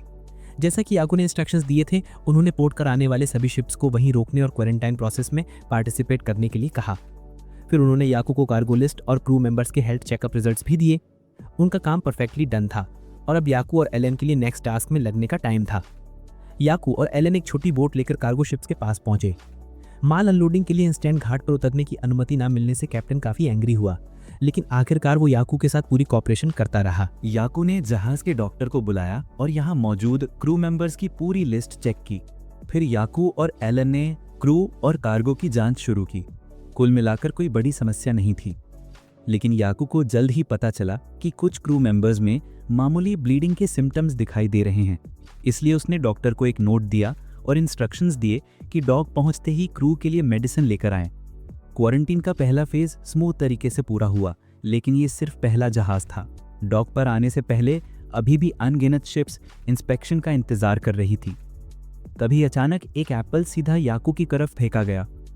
गुस्से में कैप्टन ने उसे डांटा। 2 दिन हो चुके थे। उसे 2 दिन तक बिना डॉक पर जाने की परमिशन का वेट करना पड़ा था। उसका सारा माल फ्रेश था। अगर लेट पहुंचता और गुड्स स्पॉइल हो जाते तो रिस्पॉन्सिबिलिटी किसकी होती। तभी एक और कैप्टन बीच में चिल्लाया। उसमें भी 2 दिन वेट किया था और अब वो और इंतजार नहीं करना चाहता था, ना ही किसी को रास्ता देना चाहता था जो पहले डॉक पर आकर कार्गो अनलोड करना चाहता था। दोनों कैप्टन्स की जोर जोर से बहस देखकर एलन गुस्सा हो गई। उसने अभी अपनी स्टाफ निकाली ही थी कि अचानक एक कैनन सीधे सी सरफेस पर गिर गया, जिससे एलन डर गई। ऑब्वियसली उसने कुछ नहीं किया था। दूर से साम्राज्य का फ्लैग वेविंग शिप्स का एक बड़ा फ्लीट दिखाई दिया। दोनों कैप्टन्स डर गए, क्योंकि ये सैन फ्लव का क्रिम्सन फ्लीट था, जिसे साम्राज्य ने भी पहचाना था। फ्लीट का एडमिरल कोई और नहीं बल्कि याकू का फार्मेसी एक्सपर्ट मिस्टर जीन था। शिप पर खड़े होकर जीन ने दोनों कैप्टन्स पर चिल्लाया, अगर ट्रेड के लिए साम्राज्य में एंटर करना है तो आपको हमारे लॉस का पालन करना होगा। रॉयल अपॉइंटेड फार्मासिस्ट, जो मर्सेल रीजन का लोकल अथॉरिटी भी था, पर्सनली क्वारंटीन मैनेज कर रहा था। अगर कोई एक शब्द भी और बड़बड़ाता तो वो उन्हें सी में फेंक देता। जीन की मदद से कैप्टन्स इंस्टेंटली ओबीडियंट हो गए। याकू और एलन उसका धन्यवाद करने उसकी शिप के पास गए। जीन थोड़ा लोनली महसूस कर रहा था, क्योंकि याकू की फार्मेसी टेम्पररीली बंद थी। वो अक्सर शिप पर मिलने वाली कैंडीज के बारे में सोचता रहता था। ये कैंडीज उन लोगों पर बहुत असर करती थीं जो अक्सर सी पर रहते थे। इसलिए उसने प्लान बनाया कि नेक्स्ट टाइम जब याकू की फार्मेसी रीओपन होगी तो वो अपने अदर शिप्स के साथ बड़ा ऑर्डर देगा। इसके बाद याकू और एलन अपने 2 स्टूडेंट्स के साथ फिर से असेंबल हुए और कलेक्ट की गई इन्फॉर्मेशन को रिपोर्ट करने की तैयारी करने लगे। इसी समय लॉर्ड एडम दौड़ते हुए आया और याकू को बताया कि एस्टर्क विलेज में कई लोगों में हाई फीवर के सिम्टम्स दिखाई दे रहे हैं और कुछ मर भी गए हैं। एस्टर्क विलेज यहाँ से वेस्ट में एक छोटा फिशिंग विलेज था। कहानी ये थी कि मर्साइल पोर्ट के क्वारंटीन कैंपेन की जानकारी मिलने के बाद कुछ ट्रेडर्स ने वहाँ से माल स्मगल किया। अब याकू और वेट नहीं कर सकता था। उसने इमीडिएटली एस्टर्क विलेज जाने का डिसीजन लिया। उसने गांव का मैनेजमेंट एलन को सौंप दिया। थोड़ी चिंता हुई, क्योंकि याकू ही वो था जो इस डिजीज का सोर्स ट्रेस कर सकता था। बिना याकू के ये काम कैसे चल पाता? लेकिन एलन की प्रेजेंस ने उसे भरोसा दिलाया। फिलहाल वहाँ पर्याप्त मेडिकल सप्लाईज और मैन पावर थे। याकू कॉन्फिडेंट था कि अगर सभी मिलकर काम करें तो वे एपिडेमिक रोक सकते हैं। याकू ने अपना डिवाइन स्टाफ निकाला और उस पर बैठकर उड़ने लगा। रास्ते में याकू ने पॉसिबिलिटीज का असेसमेंट किया। एस्टर्क के शिप्स में चूहे स्नीक करके विलेज में घुस आए होंगे, जिससे लोग इन्फेक्टेड हुए। अब तक उन्हें कैच करना मुश्किल हो चुका था। उसे इन्फेक्टेड केसेस को दूसरे रीजन्स में फैलने से रोकना था। ज्यादा सोचते सोचते याकू ऑलमोस्ट एक पेड़ से कोलाइड होने ही वाला था, लेकिन समहाउ उसने पेड़ के ऊपर से फ्लाई कर लिया। इस दौरान याकू को आर्च बिशप के इंस्ट्रक्शंस याद आए। ये स्टाफ इस वर्ल्ड की नहीं थी। जब तक कोई इसका ओनर होता, ये कई टास्क्स में मदद करती। याकू ने ठान लिया कि इस एपिडेमिक को हर हाल में रोकना है। कुछ ही देर बाद वो एस्टर्क नामक कोस्टल विलेज के सामने पहुंचा। डिजीज के टेरर से कुछ विलेजर्स डर गए थे और विलेज छोड़ने की तैयारी कर रहे थे। जाहिर है याकू उन्हें इतनी आसानी से लीव नहीं करने देगा। वो उनके रास्ते में उड़कर आया और विलेज में वापस लौटने की डिमांड की। बाद में वो पूरी सिचुएशन समझाएगा। हालांकि याकू के अनयूजुअल क्लोथ्स और अचानक अपीयरेंस के कारण विलेजर्स ने सोचा कि याकू वही इविल स्पिरिट है जो विलेज में डिजीज फैला रही है। वे डर के मारे हथियार तैयार कर बैठे। याकू बहुत एंग्री हुआ। उसने तुरंत पूरे विलेज को घेर लिया और एक ह्यूज आइस वॉल बना दी ताकि कोई बाहर ना जा सके। इसके बाद याकू ने हुड हटाया, जिससे रॉयल फार्मासिस्ट बैच दिखाई दिया। सभी इंस्टेंटली पहचान गए। याकू ने उन्हें समझाया कि वो यहाँ लोगों को बचाने आया है। वो 100% गारंटी नहीं दे सकता था, लेकिन वादा किया कि मैक्सिमम लोगों को बचाएगा। विलेजर्स ने उसकी बात मान ली और वापस विलेज लौट गए। याकू ने तुरंत विलेज एडमिनिस्ट्रेटर से मीटिंग की। सिचुएशन एक्सप्लेन करने से पहले उसने एस्टर्क का मैप निकाला। विलेज को 3 जोन्स में डिवाइड किया: high infection zone, potential infection zone और नॉट इन्फेक्टेड जोन। याकू चाहता था कि लोग हाई इन्फेक्शन जोन सील कर दें ताकि पहले गंभीर पेशेंट्स का ट्रीटमेंट प्रायोरिटी के साथ हो सके। उसके अनुसार अगर सब मिलकर काम करें तो एपिडेमिक रोकना पॉसिबल था। इस बीच सी के बाहर, जहां मिस्टर जीन का क्रिम्सन फ्लीट मॉनिटर कर रहा था, उसके फर्स्ट मेट ने एक अनयूजुअल शिप देखा और जीन को इंस्पेक्शन के लिए बुलाया। बाइनोक्यूलर से देखा जाए तो इस शिप पर कई फ्लैंक्स थे।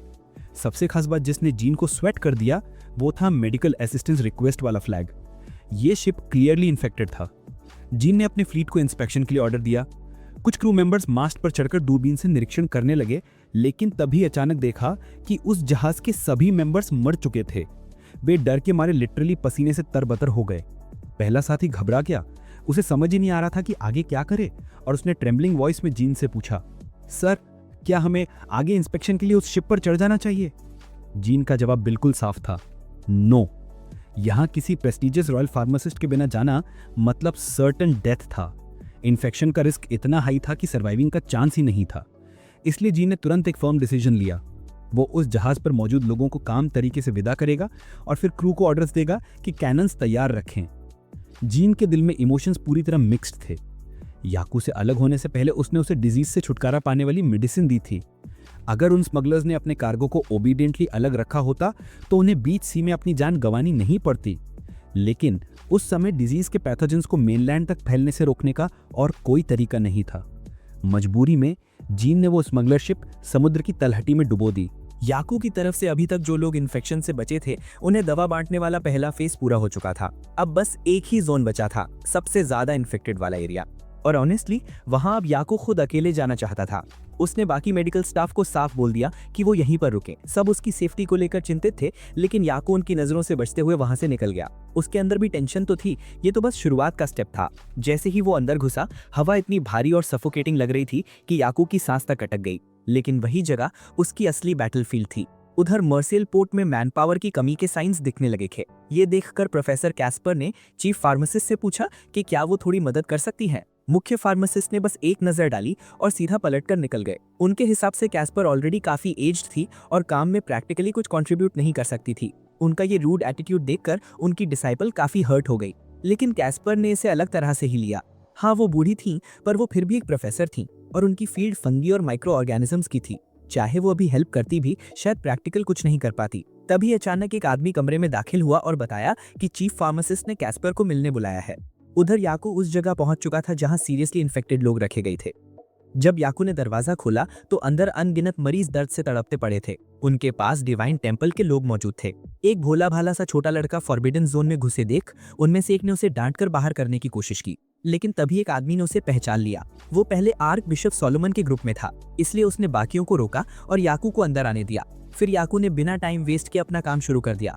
उसे पता था कि जो लोग बहुत सीवियर स्टेज में थे शायद उन्हें बचाया ना जा सकेगा, लेकिन फिर भी अपनी पूरी क्षमता के साथ कोशिश करना उसका फर्ज था। सबसे पहले याकू चाहता था कि सभी को दवा ऊपर से ऊपर बांटी जाए। ये काम उसने डिवाइन टेम्पल के ब्रदर्स को दे दिया, जबकि खुद पेशेंट्स के एग्जामिनेशन में लग गया। इसी दौरान उसने अपनी मेडिसिनाएं एक्टिवेट कर ली। सभी पेशेंट्स में से सिर्फ 12 ही असल प्लेग से इन्फेक्टेड थे, बाकी अलग अलग बीमारियों से जूझ रहे थे। ज्यादातर की बॉडी से अभी भी फेंट सा लाइट निकल रहा था, इसका मतलब वो अभी भी बच सकते थे। याकू ने पहले एक आदमी को बुलाया जो सीरियसली बीमार नहीं था, उसे बस फ्लू था। याकू ने उसे मेडिसिन दी और कहा कि घर लौट जाए, लेकिन प्रिकॉशंस के चलते उसे होम आइसोलेशन में रहना जरूरी था। इसके बाद उसने प्लेग वाले पेशेंट्स का ट्रीटमेंट शुरू किया। औषधि देवता के वर्कर्स की वजह से याकू के डिवाइन हीलिंग मैजिक की एफिशिएंसी और बढ़ गई। मरीजों का दर्द विजिबली कम होने लगा, लेकिन सच ये था कि इतने सारे लोगों को एक साथ हैंडल करना उसके लिए पॉसिबल नहीं था। पैंडेमिक से लड़ने में अकेला हीरो बनना मुश्किल था, सबका एक साथ काम करना जरूरी था। उधर डिवाइन टेम्पल के ब्रदर्स मेडिसिन डिस्ट्रीब्यूशन पूरा कर चुके थे। वो रिपोर्ट देने आए और अगले इंस्ट्रक्शंस मांगे। याकू ने उन्हें तुरंत नया मिशन दे दिया। एस्ट्रक गांव से उसके आने से पहले कई स्मगलिंग कंसाइनमेंट्स निकल चुकी थी। हाई चांस था कि वो राजधानी की ओर जा रही हों, इसलिए उसने भाइयों को ऑर्डर दिया कि जो भी सामान पोटेंशियली इन्फेक्टेड हो सकता है उसे ढूंढकर तुरंत डिस्ट्रॉय कर दे। जैसे ही यहाँ सारे केसेस क्लियर हो जाते, याकू भी तुरंत वहां पहुंचने वाला था। दूसरी तरफ आइलीन भी पूरी डेडिकेशन से काम कर रही थी। क्वारंटीन का काम लेट नाइट तक चल रहा था। वर्कलोड इतना ज्यादा था कि आइलीन को हर स्टेप पर एक्स्ट्रा कॉशियस रहना पड़ रहा था, क्योंकि उसके पास याकू जैसा कोई स्पेशल एबिलिटी नहीं थी। यही सोचकर उसे थोड़ा मन में कसक भी हुई, काश उसने याकू से उसकी मेडिकल टेक्निक ज्यादा सीखी होती। आइलीन को थोड़ा डाउन देखकर उसके डिसाइपल ने तुरंत उसे मोटिवेट किया। हाँ, याकू की डिजीज चेक करने की स्पीड इंसेन थी, लेकिन आइलीन भी कम नहीं थी। वो सामान की इंस्पेक्शन में याकू से कहीं ज्यादा तेज थी।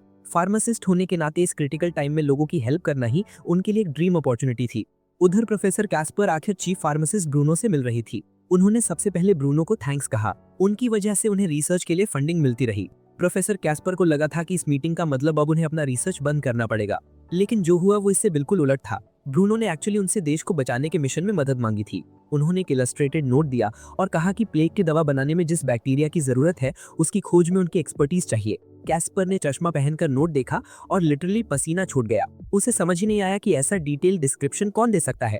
ध्यान से देखने पर कैस्पर दंग रह गई। ये माइक्रो ऑर्गेनिज्म उसी स्पेसिमन से मिलता जुलता था जिसे उसने सालों पहले अपने रिसर्च में बनाया था। वो तुरंत ब्रूनो के पास ले गई और ब्रूनो को भी यही कंफर्म चाहिए था। कैस्पर ने उसी वक्त अपनी पूरी टीम को एक्टिवेट कर दिया ताकि वो ब्लैक डेथ के खिलाफ नई मेडिसिन बनाने का काम शुरू कर सके। इस बीच याकू इन्फेक्टेड लोगों के इलाज में पूरी रात लगा रहा। जब आखिर वो और प्रीस्ट्स कमरे से बाहर निकले तो फार्मासिस्ट्स और लीडर्स उनका इंतजार कर रहे थे। याकू की मेहनत से इस इलाके में बहुत से लोग बचा लिए गए थे। सब उसके दिल से सराहना कर रहे थे। याकू ने सच्चे दिल से अपनी पूरी कोशिश की थी। आगे क्या होगा यह अब लोकल कोऑपरेशन पर डिपेंड था। जाने से पहले उसने चीफ फार्मासिस्ट को याद दिलाया कि उसकी बनाई हुई आइस वॉल इन्फेक्शन को फैलने से रोक सकती है और उसने सबको स्ट्रिक्टली सलाह दी कि बाहर अननेसेसरी बिल्कुल ना जाएं। और इसके अलावा उन्हें चूहों और पिस्सुओं का कंप्लीट वाइप आउट करने के लिए भी साथ काम करना ही होगा। सबको इंस्ट्रक्शंस देने के बाद याकू अपनी स्टाफ पर जंप करके सीधा उड़ गया। ऑनेस्टली उसे खुद भी अंदाजा नहीं था कि हेल्प करने में इतना ज्यादा टाइम लग जाएगा। उसे ये भी नहीं पता था कि डिवाइन टेम्पल के भाइयों ने स्मगलर्स को पकड़ा है या नहीं। ठीक उसी समय उसकी नज़र दूर उठते हुए एक स्मोकी क्लाउड पर पड़ी और वो तुरंत उस डायरेक्शन में जूम करके पहुंच गया।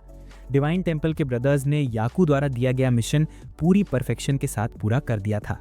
स्मगलिंग वाली कार्ट उन्होंने बिना देर किए जला दी थी और स्मगलर्स को बांधकर वहीं रोक लिया था। याकू ने हालात देखकर कामली लैंडिंग की और भाइयों ने उसे बताया कि पकड़े गए लोग हाई फीवर वाले सिम्टम्स में थे और इन्हें रास्ते में ही छोड़ दिया गया था।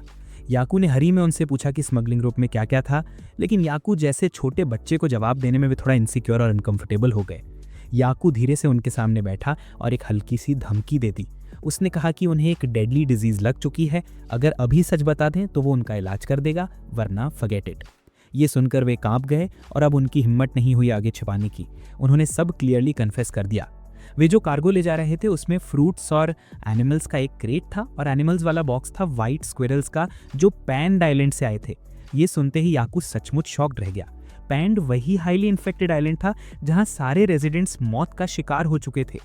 याकू ने उनसे और डिटेल्स मांगी, तब पता चला कि ट्रैवल के दौरान उनकी प्रोटेक्शन के लिए 4 होली वॉरियर्स भी साथ थे। याकू जितना इस पर सोचता उतना ही उसे फील होने लगा कि इस बार कुछ सीरियसली सिनिस्टर चल रहा है। जनरली होली वॉरियर्स आम लोगों की प्रोटेक्शन के लिए कभी नहीं निकलते, तो क्या उनका मिशन इस बीमारी को कैपिटल तक पहुंचाना था? ये सोचते हुए अचानक याकूब को याद आया कि क्वीन भी पहले ब्लैक डेथ से इन्फेक्टेड हो चुकी थी और उनके इन्फेक्शन का सोर्स कभी क्लियरली पता नहीं चला था। वो उस टाइम लगभग मर ही गई थी, लेकिन याकू की वजह से बच पाई थी। क्या इसी कारण कोई कैपिटल में और भी डेंजरस वर्जन लाना चाहता था? स्मगलर्स ने सारी इन्फॉर्मेशन याकू को दे दी और उससे दवा की भीख मांगी। डिवाइन टेम्पल के भाइयों का मन नहीं था उन्हें बचाने का, लेकिन याकू के लिए ये उसका मिशन नहीं था। वो उन्हें दवा देगा, पनिशमेंट का फैसला रॉयल कैपिटल ही करेगी। रॉयल कैपिटल की तरफ से ब्रूनो स्मगलिंग वाले शिप से जुड़ी हर डिटेल लेकर क्वीन के सामने महल में पहुंचा था। क्वीन को रिपोर्ट मिल गई थी कि उनका माल कैपिटल की तरफ आ रहा है। एस्टक विलेज से डिस्टेंस कैलकुलेट करके उन्होंने अंदाजा लगाया कि वो लोग शायद कल तक पहुंच जाएंगे। क्वीन ने तुरंत गेट नंबर 6 जो एस्टक की तरफ खुलता था वहां डिजीज इंस्पेक्शन स्ट्रिक्ट करने का आदेश दे दिया। नेक्स्ट मॉर्निंग जब लूट मास डिस्ट्रीब्यूशन में बिजी था, पियर को गेट 6 पर एक सस्पिशियस सैंपल मिला। माइक्रोस्कोप में झांकते ही उसके हाथ कांप गए, क्योंकि जो उसने लेंस के नीचे देखा वो पूरी तरह ब्लैक डेथ था। उसने बिना एक सेकंड खोए सबको गेट 6 पर बुलाया। उसी मोमेंट गेट 6 पर एक मैसिव एक्सप्लोजन हो गया। चाहे गेट गार्ड्स ने दरवाजा रोकने की कोशिश की हो या नहीं, स्मगलर्स का पीछा कर रहे होली नाइट्स ने हर तरफ हमला बोल दिया। ये होली नाइट्स इंसेनली पावरफुल थे और उनके पास डिवाइन मैजिक भी था। सिटी गार्ड्स उन्हें रोक ही नहीं पा रहे थे। क्वारंटीन जोन भी सिटी गेट के डेंजरसली करीब था और पियर को याकू द्वारा दी गए मेडिसिन वहीं पर स्टोर थी। अगर वो प्रेशियस मेडिसिन डिस्ट्रॉय हो जाती तो हालात और बुरे हो जाते। पियर ने खतरे की परवाह किए बिना टेंट की तरफ दौड़ लगाई ताकि दवा को बचा सके। तभी उसने अपने साथियों को देखा कि होली नाइट गेट के पार से एक कार्गो कंटेनर पुश कर रहा है। उसने पिंजरा खोला और दर्जनों व्हाइट स्क्विरल्स बाहर कूद गए। फिर उसने डिवाइन विंड मैजिक का यूज करके इन गिलेरियों को चारों डायरेक्शन में उड़ा दिया। इसके तुरंत बाद पियर का टेंट भी ढह गया। व्हाइट स्क्विरल्स को रूफटॉप्स पर फ्रीली दौड़ते देख पियर बुरी तरह घबरा गया। उसे अब भी याकू की वार्निंग याद थी। ब्लैक डेथ हमेशा रोडेंट से फैलती है और स्क्विरल भी उसी कैटेगरी में आती थी। पियर फौरन उठा और गार्ड टीम की तरफ भागा, उन्हें अलार्म बेल बजाने का ऑर्डर दिया और पूरे कैपिटल के रेस्टोरेंट्स और फूड शॉप्स को तुरंत अलर्ट करा दिया कि इन स्क्विरल्स को अंदर आने से रोका जाए। अलार्म बेल पूरे एम्पायर में गूंज उठी। क्वीन सिर्फ अपने दांत भींचकर गुस्सा रोक सकी, जबकि ब्रूनो को पहले ही अंदाजा हो चुका था कि सिचुएशन कितनी खतरनाक हो चुकी है। पैलेस में तुरंत इमरजेंसी मीटिंग बुलानी पड़ी। मीटिंग के दौरान एक गार्ड दौड़कर क्वीन को बताने आया कि नीडल किंगडम की होली नाइट्स लगभग 5 सोल्जर्स की स्ट्रेंथ से हमला कर रहे हैं, विच ऑनेस्टली क्वीन के लिए कोई बड़ी बात नहीं थी। उन्होंने सबको तुरंत उनसे निपटने का आदेश दे दिया। उसी वक्त ब्रूनो ने उन्हें रिमाइंड किया कि रिपोर्ट के हिसाब से ये 5 होली नाइट्स नीडल से आए थे और उसे पूरा शक है कि वही लोग कैपिटल में ब्लैक डेथ लेकर आए हैं। क्वीन को ये बात काफी ऑड लगी। आखिर नीडल उनका अलाई था। सिर्फ 5 लोगों के साथ कैपिटल पर हमला करना बिल्कुल सेंस नहीं बनाता था। ब्रूनो को पूरा विश्वास था कि इसके पीछे डेफिनेटली कोई ऐसा मास्टरमाइंड है जो ब्लैक डेथ को बहुत डिटेल में समझता है। एक्सपीरियंस और नॉलेज के बिना इतना कैलकुलेटेड प्लान बनाना पॉसिबल नहीं था। ब्रूनो को एक शख्स पर शक था। 3 साल पहले नेडल राज्य ने एक कॉमन फार्मासिस्ट को अपने देश में एक्सेप्ट किया था। डिटेल्स देखकर ब्रूनो को लगा कि वो इंसान उसी व्यक्ति से मिलता जुलता है जिसे वो कभी जानता था, एक ऐसा टैलेंट जिसे कभी जीनियस फार्मासिस्ट कहा जाता था। लेकिन मानव शरीर पर ब्रूटल एक्सपेरिमेंट्स करने के कारण इंक्विजिशन ने उसके डिवाइन मैजिक को सील कर दिया था और उसे सामान्य इंसान की रैंक में गिरा दिया गया था। ब्रूनो ने सुना था कि जब उसे पकड़ा गया था तब भी वो एक ऐसे पॉइजन पर रिसर्च कर रहा था जो इंसान से इंसान में फैल सकता था। ये सुनकर क्वीन को भी सिचुएशन समझ में आ गई। अगर वही व्यक्ति नीडल में एक्टिव था तो उनके राजा की डेथ भी उसी की वजह से हुई होगी। ब्रूनो ने अपनी मुट्ठियां कस लीं। कमील चाहे उसका साथी रहा हो, लेकिन अब वो सिर्फ अतीत का हिस्सा था। इतना डेंजरस इंसान गेट 6 के बाहर बिल्कुल नहीं छोड़ा जा सकता, उसे वहीं किल करना होगा।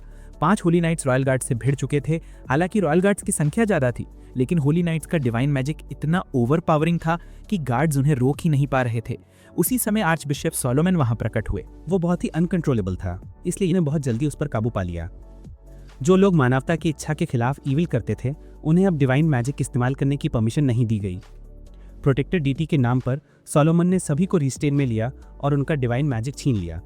आसमान में गूंजते धमाकों ने लूट को बहुत डरा दिया। उसने देखा कि जिस जगह धमाका हुआ वो दूसरी दुनिया की मेडिसिन शॉप के बहुत पास था, याकू की प्रेशियस शॉप। उसने कुछ अंकल सेड्रिक को मदद के लिए बुलाया, लेकिन अंकल सेड्रिक ने तुरंत मना कर दिया। उन्हें पता था कि मेडिसिन शॉप से ज्यादा इंपॉर्टेंट है लूट की लाइफ। ठीक उसी समय लूट के सामने से एक ब्राइट लाइट बीम गुजरी। ये याकू था जो मेडिसिन गॉड के स्टाफ पर माउंटेड था। उसने राजधानी के ब्रेड टेकिंग व्यू को देखने के लिए अलार्म बेल के ऊपर उतरा। याकू ने अपनी मेडिसिन आई एक्टिवेट की और चारों ओर देखा कि एपिडेमिक कितनी दूर तक फैल चुका है। याकू के सामने काउंटलेस लाइट स्पॉट्स दिखे, जिससे वो लिटरली स्वेट से सोक्ड हो गया। पहले उसने सोचा कि जो स्क्विरल्स ले जाई जा रही हैं वे ऑर्डिनरी स्क्विरल्स हैं, लेकिन नहीं, वे फ्लाइंग स्क्विरल्स थीं, जिनसे हैंडल करना बहुत मुश्किल था। तभी याकू ने ब्रूनो को रनिंग देखा। यही वजह थी कि याकू तुरंत उतरा और उसे सिचुएशन समझाई। मार्सेल पोर्ट पर उसने पहले ही मास्टर एलन को एक काम सौंप दिया था। अब सबसे क्रिटिकल टास्क ये था कि एपिडेमिक को शाही राजधानी में फैलने से रोका जाए। 5 सीरियसली इंजर्ड होली वॉरियर्स को आर्च बिशप ने कंट्रोल में ले लिया, लेकिन जब उनसे उनका मोटिव पूछा गया तो उन्हें कुछ भी पता नहीं चला। उन्हें यह भी नहीं पता था कि वे शाही राजधानी में ब्लैक डेथ लेकर आए थे, क्योंकि वे सिर्फ ऑर्डर्स फॉलो कर रहे थे। उनको ये करने के लिए एक क्रेजी पर्सन ने फोर्स किया था, एक ऐसा व्यक्ति जो पूरे राज्य की लाइफ पर कब्जा करना चाहता था। ब्लिंक ऑफ एन आई में वो हजारों लोगों को डेथ की ओर खकेल सकता था। सच में वे एक इविल स्पिरिट का इनकारनेशन था, जिससे होली वॉरियर्स डरते थे। अब ब्रूनो प्रकट हुए और उन्होंने कामों की अपीयरेंस का डिस्क्रिप्शन दिया। जो उन्होंने बताया वो बिल्कुल एक्यूरेट था। पुष्टि करने के बाद होली वॉरियर्स ने अपनी लास्ट ब्रेथ ली। ब्रूनो ने गार्ड्स को उनके प्रॉपर क्रिमेशन का ऑर्डर दिया। डेंजर की अलार्म अब साइलेंट हो चुकी थी। ये सोचकर कि सब सेफ है, लूट वापस मेडिसिन शॉप की तरफ दौड़ा। याकू भी वहां कुछ और करने के लिए लौटने ही वाला था कि अचानक उसे सीलिंग पर एक डीप ब्लैक शैडो दिखाई दी।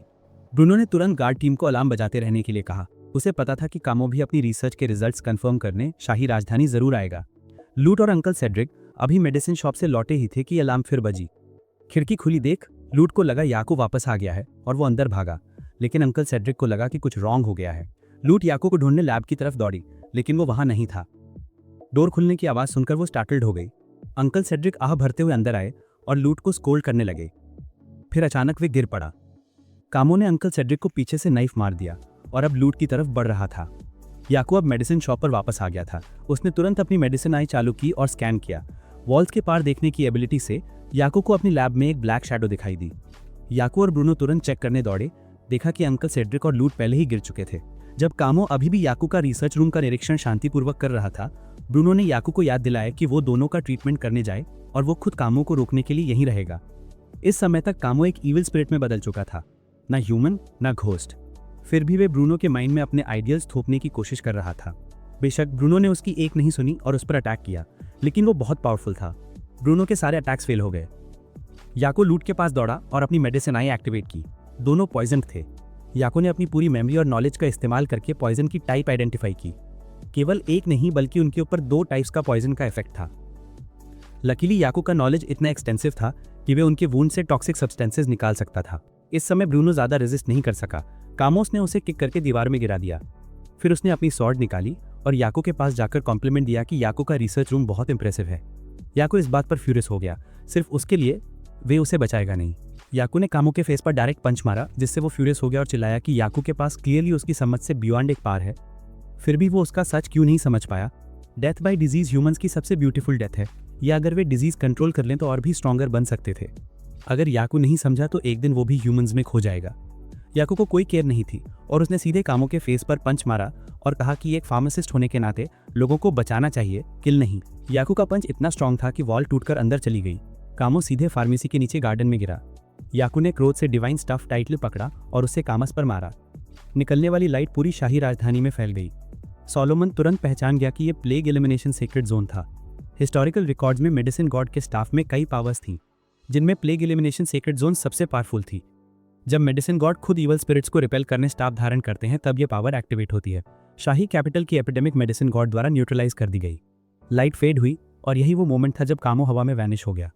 याकू ने ग्रट करके उसे फूल कहकर कर्ज किया। तभी लूट दौड़ा और याकू को टाइट हक किया, यानी सब कुछ खत्म हो गया। हालांकि उसके बाद भी ब्लैक डेथ को रोकने की कोशिश याकू द्वारा कंटिन्यू थी। एलन ने असाइंड मिशन एक्सीलेंट तरीके से कंप्लीट किया। मार्सेल में स्टक सभी शिप्स का उसने थरो इंस्पेक्शन किया। याकू ने एपिडेमिक के खिलाफ कंटिन्यूस रिसर्च की और मेडिसिन प्रिपेयर की। अपने फार्मासिस्ट यूनियन के माध्यम से ये मेडिसिन शाही राजधानी के सभी सिटीजन्स तक पहुंचाई गई। सभी को बचाया नहीं जा सका, लेकिन कम से कम सिटीजन्स को वरी फ्री किया गया। नोवरूट यूनिवर्सिटी में प्रोफेसर कैस्पर भी अपने रिसर्च में वेरी एक्टिव थी। उनके द्वारा क्रिएट किए गए सभी नए माइक्रोब्स बहुत यूजफुल थे, जिनसे याकू और भी तरह के एंटीबायोटिक्स प्रिपेयर कर सकता था फ्यूचर एपिडेमिक्स के लिए। इस तरह से ब्लैक डेथ अब याकू के लिए इनक्यूरेबल डिजीज नहीं रही। सभी की जॉइंट एफर्ट्स के कारण 2 महीने बाद महारानी पूरी कॉन्फिडेंस के साथ अनाउंस कर सकी कि ब्लैक डेथ पूरी तरह खत्म हो गई है। अब फेयर का टाइम आया था। याकू की अंडरवर्ल्ड फार्मेसी भी फिर से ओपन हो गई। काफ़ी टाइम से वो बंद थी, इसलिए एलन थोड़ी वरीड थी कि क्या कस्टमर्स अब भी उसे रिमेंबर करेंगे। सबसे पहले कस्टमर एडमिरल जीन आए। वे फेयर से सबके लिए गिफ्ट्स भी लाए थे। फार्मेसी का डोर ओपन हुआ।